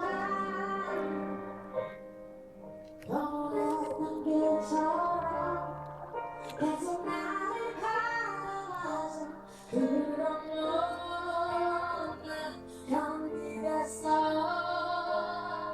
사랑의 자, 여기까지만 듣겠습니다. 이제 마지막 이제 왔습니다. 이제 실은 제가 이제 여기에 초점을 맞춰서 말씀드리려고 좀 빨리 막 왔습니다. 어디까지나 요거는 이제 제가 답은 아닙니다. 답은 아니고 제가 이제 현장에서 그동안 아이들을 지도하면서 느꼈던 거, 그 다음에 요렇게 했으면 좋겠다. 요런 차원에서 말씀드린 거니까요. 참고용으로만 활용해 주시면 좋을 것 같습니다. 지금까지 제가 쭉 말씀드린 전형들입니다. 그래서 여기를 잘 보시면 공통적인 요소가 하나 있는데요. 책에는 표시가 돼 있죠. 넘어가면요. 공통적인 요소가 있습니다. 저는 지금 현재 우리나라 대학 입시에서 가장 중요한 건 수능이다. 저는 그렇게 생각합니다. 아이들한테도 항상 얘기합니다. 너가 정시로 가기 위해서 수능이 제일 중요한 게 아니고 대학에 가기 위해서는 수능이 가장 중요한 요소다. 빠져있는 전형이 없죠. 그만큼 수능이 굉장히 중요하다. 그래서 제가 현장에서도 항상 학생들 수능 성적을 강조하고 있습니다. 그리고 제가 매월 모의고사 지도하는 아이들의 모의고사를 맨날 분석하는 것도 학생들에게 학습 동기를 부여하기 위해서 그렇습니다. 그리고 그 모평 성적이 즉 수능이죠. 수능 성적이 좋은 해에 우리 아이들의 입시 결과도 좋아지더라고요. 그래서 제가 그걸 확신했습니다. 그래서 일단 먼저 어떻게 전형 전략을 수립하면 좋겠냐라고 했을 때 저는 이제 세 가지를 이야기합니다. 세 가지. 여기 세 가지. 그래서 제가 지금까지 우리 학교 아이들을 통해서 지금 진학 상담하면 아이들이 질문합니다. 수시에 제가 어떤 전략을 사용하면 좋을까요? 이렇게 물어보면 아직은 전략을 세울 수 없다. 제가 그렇게 얘기합니다. 뭐가 없습니까? 6월 모평 결과가 없습니다. 그래서 지금은 너가 지금까지 해온 학교 활동에 기록된 생활 기록부를 통해서 선생님이 어떤 부분을 좀 더 강점을 세워가고 어떤 부분을 보완했으면 좋겠다. 이런 단계지 뭐 교과를 몇 개 쓰고 종합을 몇 개 쓰고 이런 단계가 아니다. 그래서 요 세 가지가 꼭 필요합니다. 일단 3학년 1학기까지 아직 마무리가 돼야 될 부분이 6월 목표과 내인 성적, 생활 기록 다 남아있죠. 그래서 요 세 가지가 잘 배합을 해서 지원 전략을 수립해야 되고 그 중에서도 제가 계속해서 말씀드린 것처럼 6월 모의평가 결과가 있어야 수시 6장 쓰는데 마지막 6번째 카드를 정할 수가 있습니다. 정시 지원 여부도 결정할 수 있고요. 이제 정시 올인으로 할 건지 말 건지 6월 모의평가 결과 나서부터는 너가 정시 올인하는 거 내가 인정할게 그럽니다. 이제 그죠? 자, 제가 이제 아이들한테 모의평가와 수능은 전혀 다른 시험이다 이렇게 해가지고 항상 제가 애들한테 얘기하는 겁니다. 그래서 아이들은 지금 3학년 마찬가지입니다. 한 번도 수능을 보지 않았습니다. 모의평가는 전혀 다른 시험이라고요. 그래서 이제 학생들을 제가 설득하기 위해서 저희 학교 이제 3년간 제가 표본을 이렇게 정리한 건데 실은 3년이 아니고 제가 한 7, 8년 계속 표본 조사를 해보는데요. 패턴이 다 똑같습니다. 그래서 제가 자신 있게 애들한테 얘기하죠. 여기 3, 4 있고 이제 원래는 4였다가 여기 지금 5로 바뀌었었죠. 지금은 3, 4, 5는 전부 재학생들만 보는 시험이고요. 노란색 막대가 뭐냐면 백분위 평균, 아까 제가 구호해보라고 말씀하셨던 거 있지 않습니까? 제가 80% 이상의 학생들을 항상 카운팅을 해봅니다. 80% 이상을 카운팅 해보는 것은 이제 국립 정시로 거점 국립대 이상의 대학을 지원해 볼 수 있는 좀 갈만한 그런 학과들로 해볼 수 있는 점수대가 됩니다. 그래서 80%, 백분위 평균 80% 이상의 학생 수가 몇 명인지 계산을 해보는데요. 3월과 5월 재학생들만 보는 시험은 이렇게 길이 쭉 나와 있죠. 근데 6월을 보시면 3, 4월에 비해서 주황색이 절반으로 줄어드는 걸 볼 수 있죠. 3년 내내 그렇습니다. 그리고 이제 9월에 가게 되면 6월에 반토막 났던 게 다시 6월 대비 또 반토막 나죠. 거의 반토막 납니다, 이제. 여기 조금씩. 아무튼 줄어듭니다. 더 못 본다는 거예요, 애들이. 6월보다 9월에 더 못 본다는 거예요. 그리고 수능에서는 이렇게 내려오는데 어디 것과 제일 비슷해져요? 6월 것과 제일 비슷해집니다. 그 이유는 이제 제 추측입니다. 확실한 건 모릅니다. 6월, 9월은 아까 제가 6만에서 9만까지 들어온다 그랬죠. 소위 말해서 프로페셔널 선수들만 들어오겠죠. 근데 수능은 아까 16만 명이 들어온다 그랬죠. 좀 그 차이가 아닐까라는 생각하고 그 다음에 또 이런 차이일 수도 있습니다. 제가 맨날 정신교육 하거든요. 그리고 우리 학교 데이터거든요. 제가 다른 학교 데이터는 뭐 안 해봐서 모릅니다. 그렇죠? 정신줄 놓지 못하게 계속 주입합니다. 예? 그것은 저희 추측일 뿐입니다. 아무튼. 하지만 그런 게 좌우해서 어쨌든 수능에는 6월 정도 되더라. 그래서 6월 모평이 굉장히 의미 있는 점수라는 얘기입니다. 그래서 실제 제가 개별적으로 또 좀 들어가서 좀 파헤쳐 봤습니다. 우리 아이들을 대상으로 해가지고. 여기 A, B, C 3명의 학생이 있습니다. 이 A, B, C, A, B는 좀 아주 최상위권 학생이고요. C는 좀 이제 중상위권 학생인데요.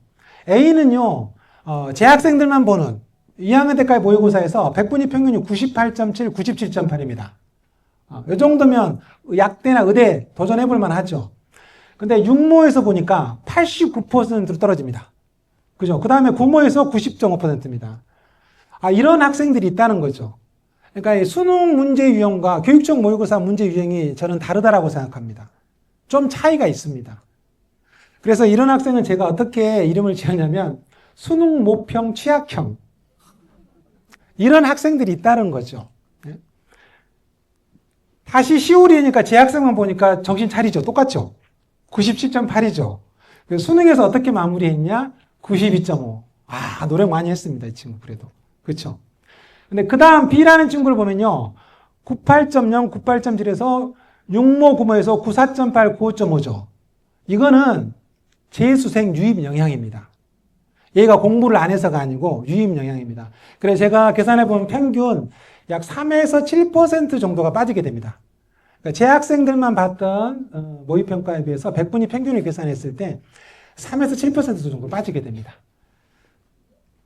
이 학생도 똑같이 10월에서는 다시 돌아오죠. 정상으로. 이제 재학생만 다시 보니까.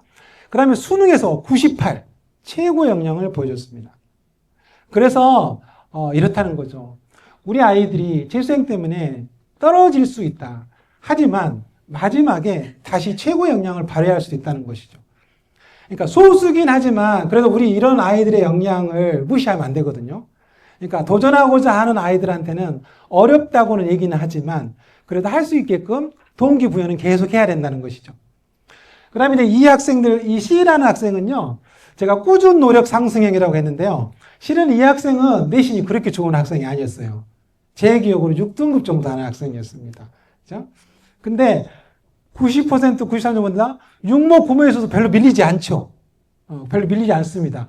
그러다가 제 학생들만 보는 모의고사에서는 확실히 늘었다는 걸 보여주잖아요. 그죠? 원래 90점이었는데 96까지 갔었잖아요. 그쵸? 그리고 최종 수능은 저렇게 마무리했던 학생입니다. 그래서 이런 학생들은 제가 꾸준 노력 상승형 이렇게 이름을 붙였습니다. 그래서 제가 일반적으로 고등학교 3학년 학생들 이렇게 지도에다 보니까 이런 큰 세 가지 유형으로 나누어지게 되더라고요. 그래서 각각의 아이들의 특성에 맞게 선생님이 적절하게 동기부여를 해줄 필요가 있다라는 생각을 했습니다. 요거는요, 이제, 아까 제가 처음에 말씀드렸죠. 대입 정보가 부족한 학부모님들을 위해서, 교육부가 이제 몇 년 전에 아주 많은 예산을 들여서 어디가 대입 정보 포털이라는 걸 만들었습니다. 근데 요거를 만들긴 했는데, 홍보가 잘 안 되고, 그래서 학부모님이 잘 활용을 잘 못 하셔요. 그래서 제가, 활용할 수 있게 안내를 드리려고 좀 가져왔는데요. 여기 대입 정보 포털이라는 곳에서 들어가셔가지고, 여기 위에 메뉴를 잘 기억하십시오. 성적 분석, 학생부 성적 업로드입니다. 예전에는 일일이 다 쳤는데요. 성적표를 갖다가 다 하나씩 입력했어요. 근데 지금은 업로드가 가능합니다. 지금 부모님들이 자녀들 생기부 볼 수 있는 곳, 이거 두 곳이잖아요. 그래서 저도 제 아이 거 여기다 넣어놔 봤습니다. 저도 이제 학교 선생님 잘 못 찾아봬요. 그래서 제가 이렇게 가가지고 한번 보려고 여기다 넣어놔 봤습니다. 네이스 학부모 서비스에서는요, HTML 파일로 업로드가 가능하고요. 정부 24시에서는 생기부를 발급한 다음에 PDF 저장이 가능해요. 그러면 이 두 가지 방식으로 업로드하면 자녀 성적이 들어갑니다. 그러면 대학별 내신 성적 산출을 여기서 다 해볼 수 있어요. 그래서 이렇게 일단 해보시면 해보시고 여기 동그라미 있는 데가 이제 성적 분석하는 곳인데요. 거기 가면 학생부 성적 분석이 있어요. 여기를 누르면 자녀의 학생부가 다 분석해서 나옵니다. 전교과 성적 이렇게 어떻게 해가지고 쫙 나옵니다. 대학에서 볼 수 있는 것처럼. 그래서 볼 수 있고요. 그 다음에 메뉴를 기억해 주십시오. 제가 이거는 여기다 적었습니다.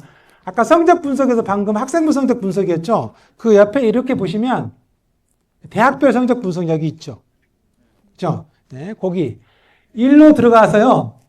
대학별 성적 분석을 치면 이렇게 나와요. 이렇게. 제가 지금 경희대 정치외교 해가지고 25학년도 내점수 해가지고 25학년 내점수로 2.3 떴죠. 네. 그 다음에 25학년 전문적 입시기관은 추 제공 예정 이렇게 했죠. 지금은 나왔을 수 있어요. 지금 엊그저께 발표했습니다. 엊그저께. 그리고 이제 올해 26학년도 내점수는 여기 7월 제공 예정이라고 되어 있죠. 근데 실은 25하고 26이 거의 똑같습니다. 다 똑같이 나옵니다. 아주 그 방식이 바뀐 대학만 다르게 나옵니다. 그리고 여기 입결은 25년 거 결과니까요. 25년 내점수로 비교해 보시면 됩니다. 그러면 대학별 내신 점수 산출됐죠?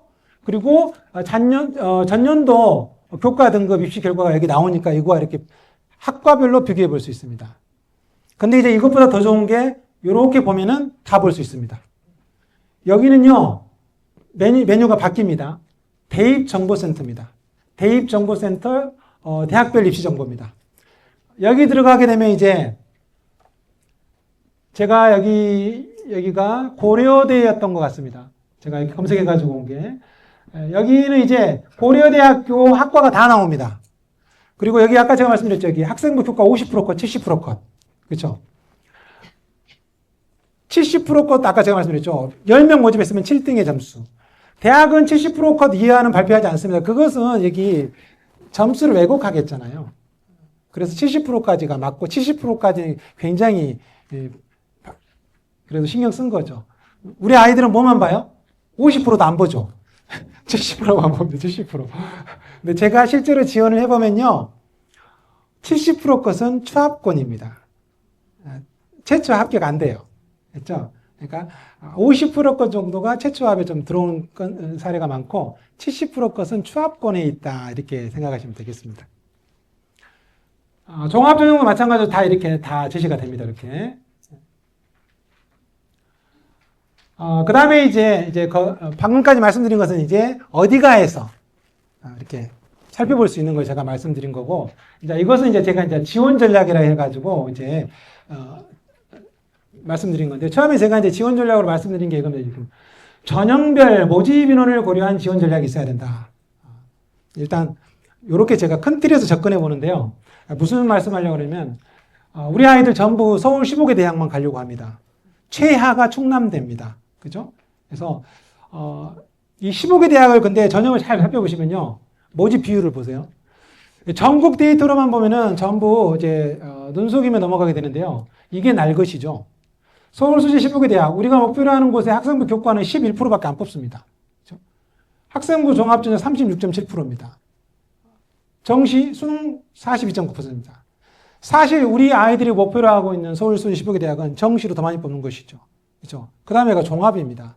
근데 우리의 파이는 어디에 있습니까? 11.3인 교과 전형에 있는 것이죠. 그렇죠? 우리는 여기 합격률이 가장 높습니다.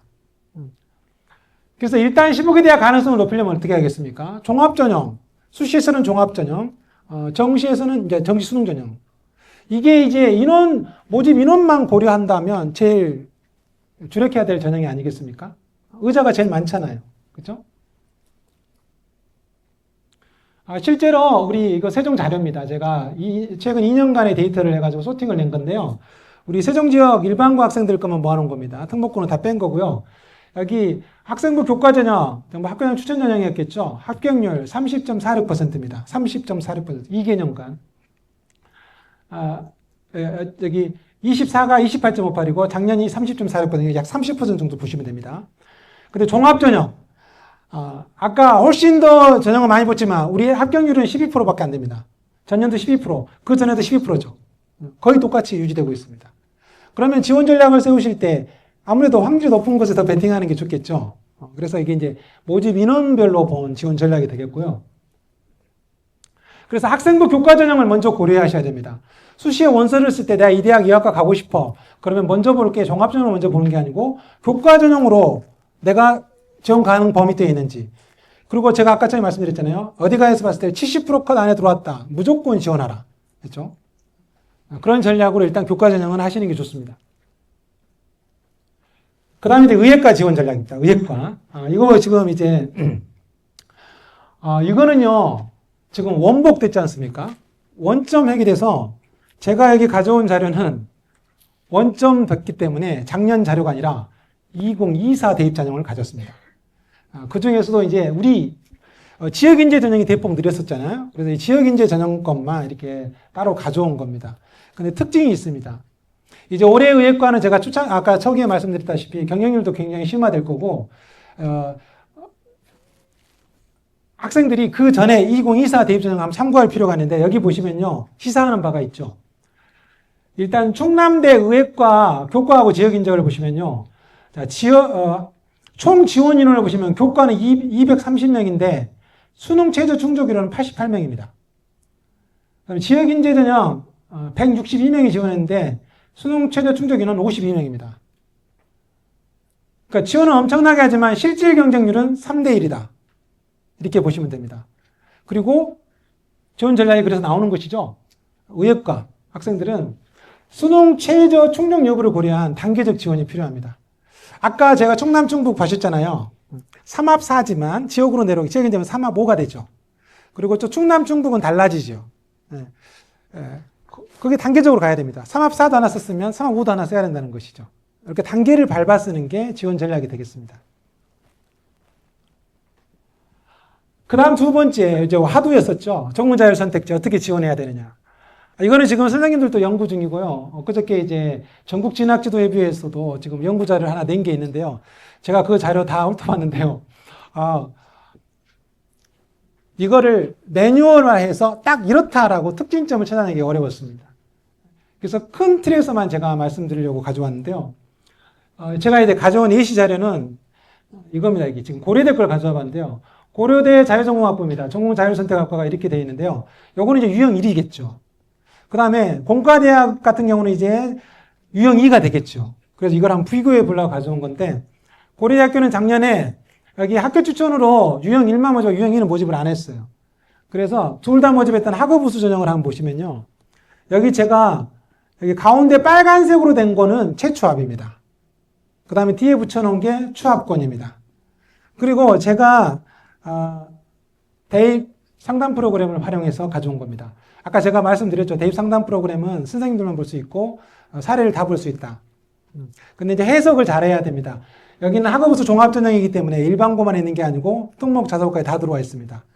근데 어디 가에 보게 되면 여기 일반고 거만 한 게 아니고 다 합쳐서 샘플로 들으면 거기는 2점 넘어갈 겁니다. 그죠?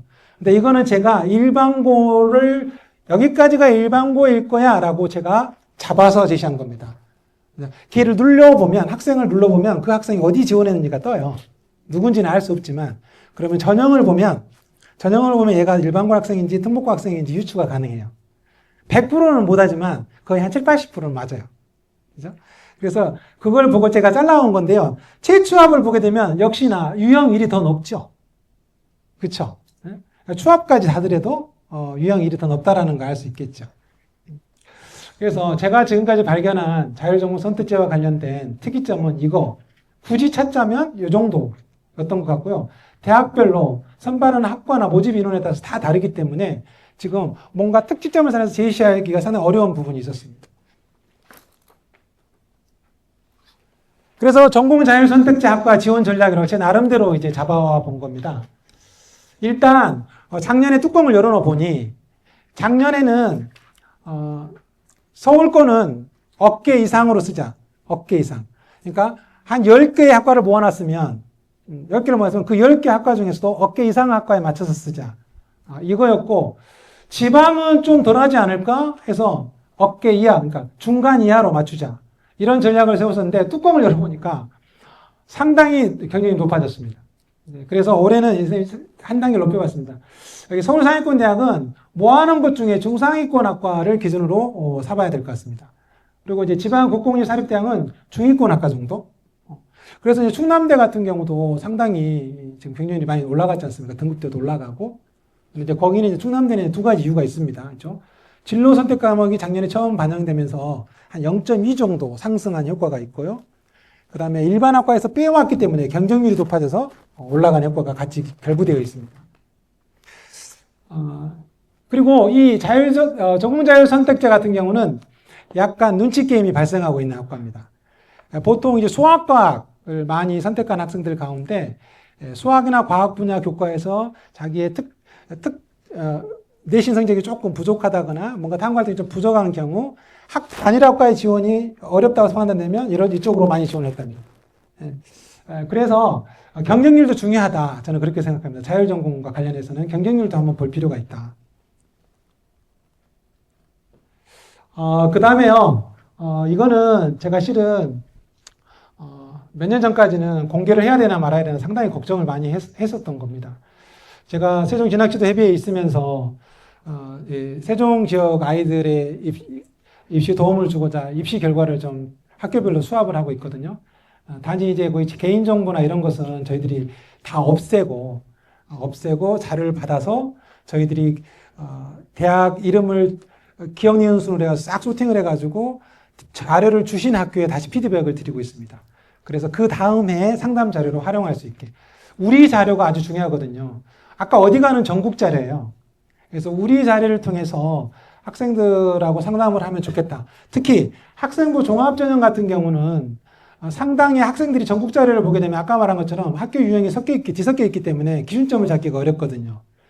그래서 제가 기준점을 재려고 2년간 이 데이터를 이렇게 했습니다. 그래서 솔직히 제가 제시할 때도 이 정도인데 이거밖에 못 가?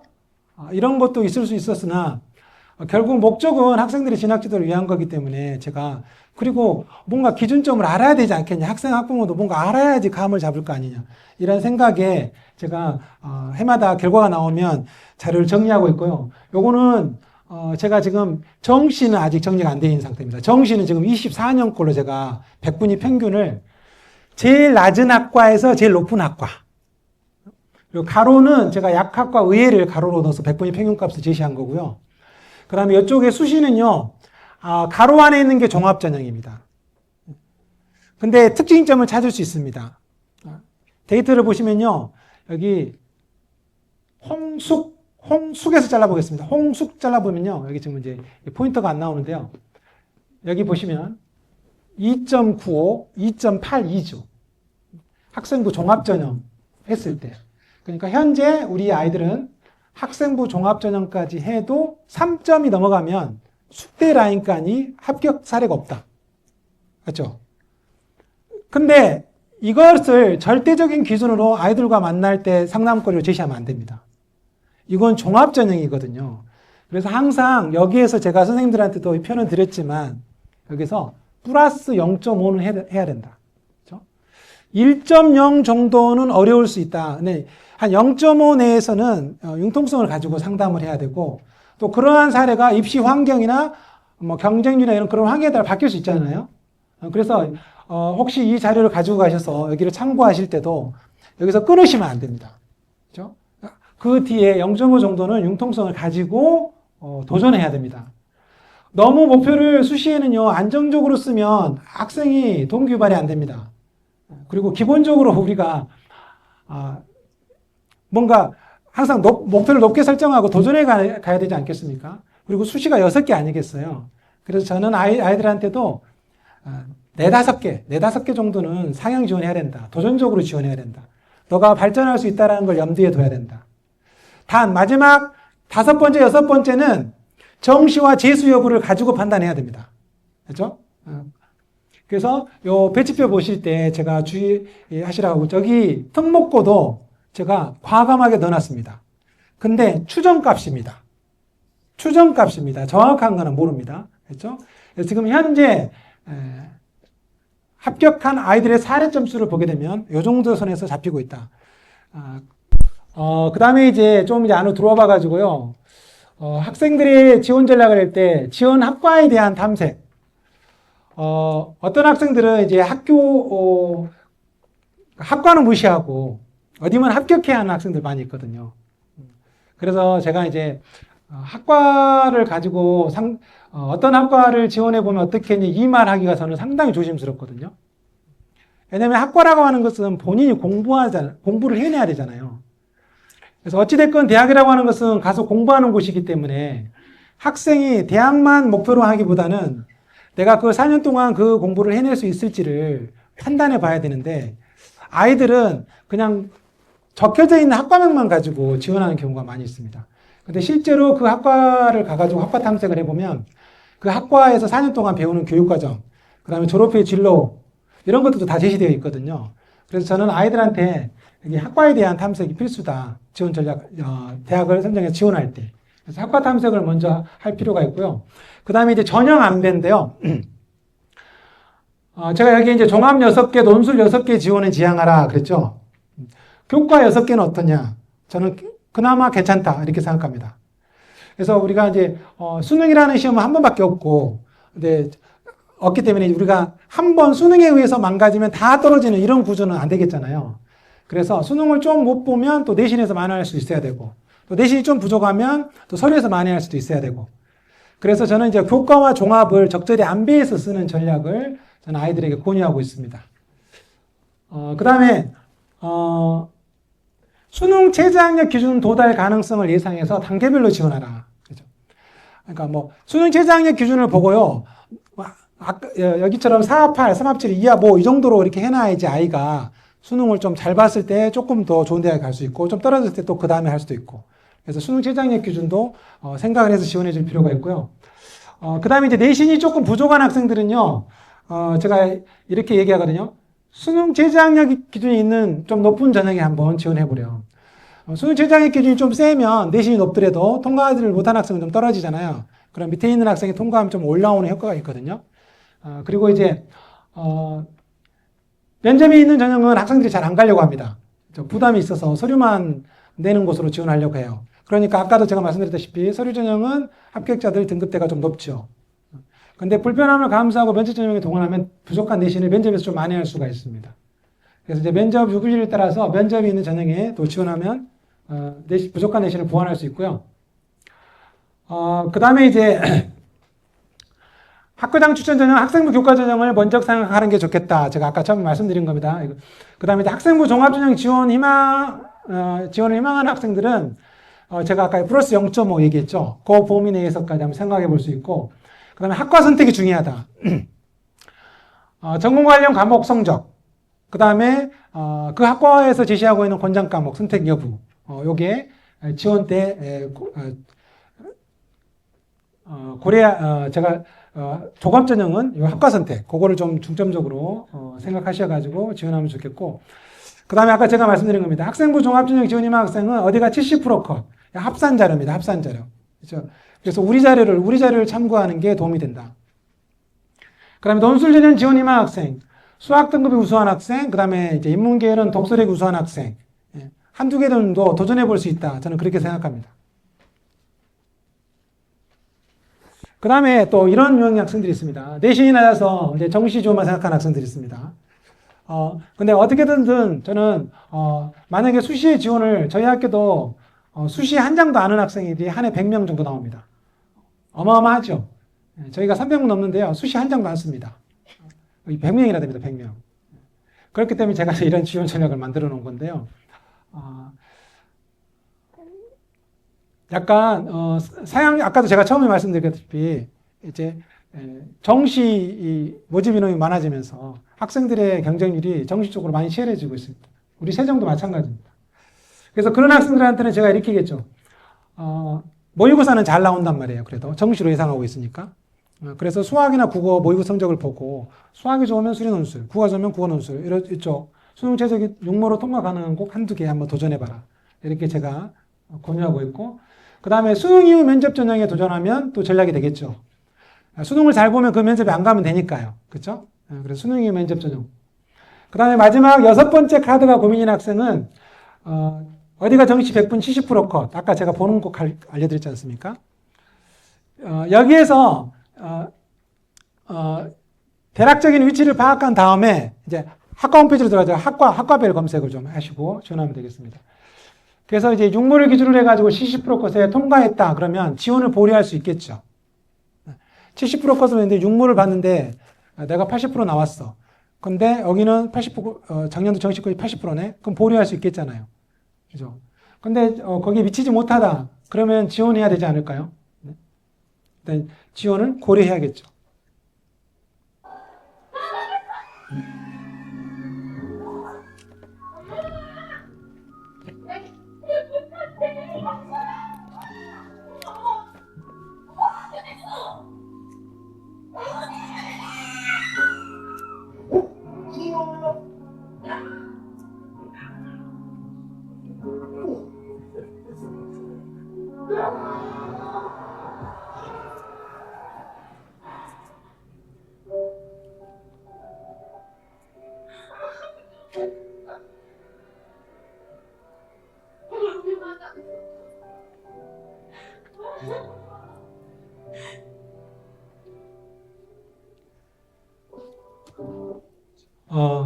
제가 올해 딱 횟수로 20년 차 지금 3학년 지도하고 있는데요.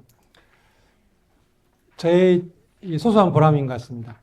이렇게 나중에 합격자 발표되면 아까 저렇게 막 뺨 때리는 학생들도 진짜 있고요. 좀 인상 깊은 아이들, 제자 같은 경우는 고맙다고 와가지고 막 큰 절로 막 인사하는 학생들도 막 있고 그래요. 그래서 별거 아니지만 그때 기뻐하는 그 제자 모습이랑 제가 같이 기뻐하면 그게 좀 보람이 됐었습니다. 그래서 올해도 이제 오신 부모님들께서도 올해 좀 좋은 합격의 소식을 받았으면 좋겠다라는 생각을 하고요. 아까 제가 GPT한테 물어본 거 있죠? 합격했을 때 들어야 될 노래 뭐죠? 네, 그겁니다. 그거. 퀸의 We Are the Champion입니다. 그거를 같이 자녀랑 들었으면 좋겠습니다. 제가 약간 날 것을 보여드린 느낌도 있고 아무튼 저는 현장에서만 지도해 준 교사여서 뭐 이렇게 좀 이렇게 있는 그대로 보여주고 싶었습니다. 네, 감사합니다. 네, 마치겠습니다. 네.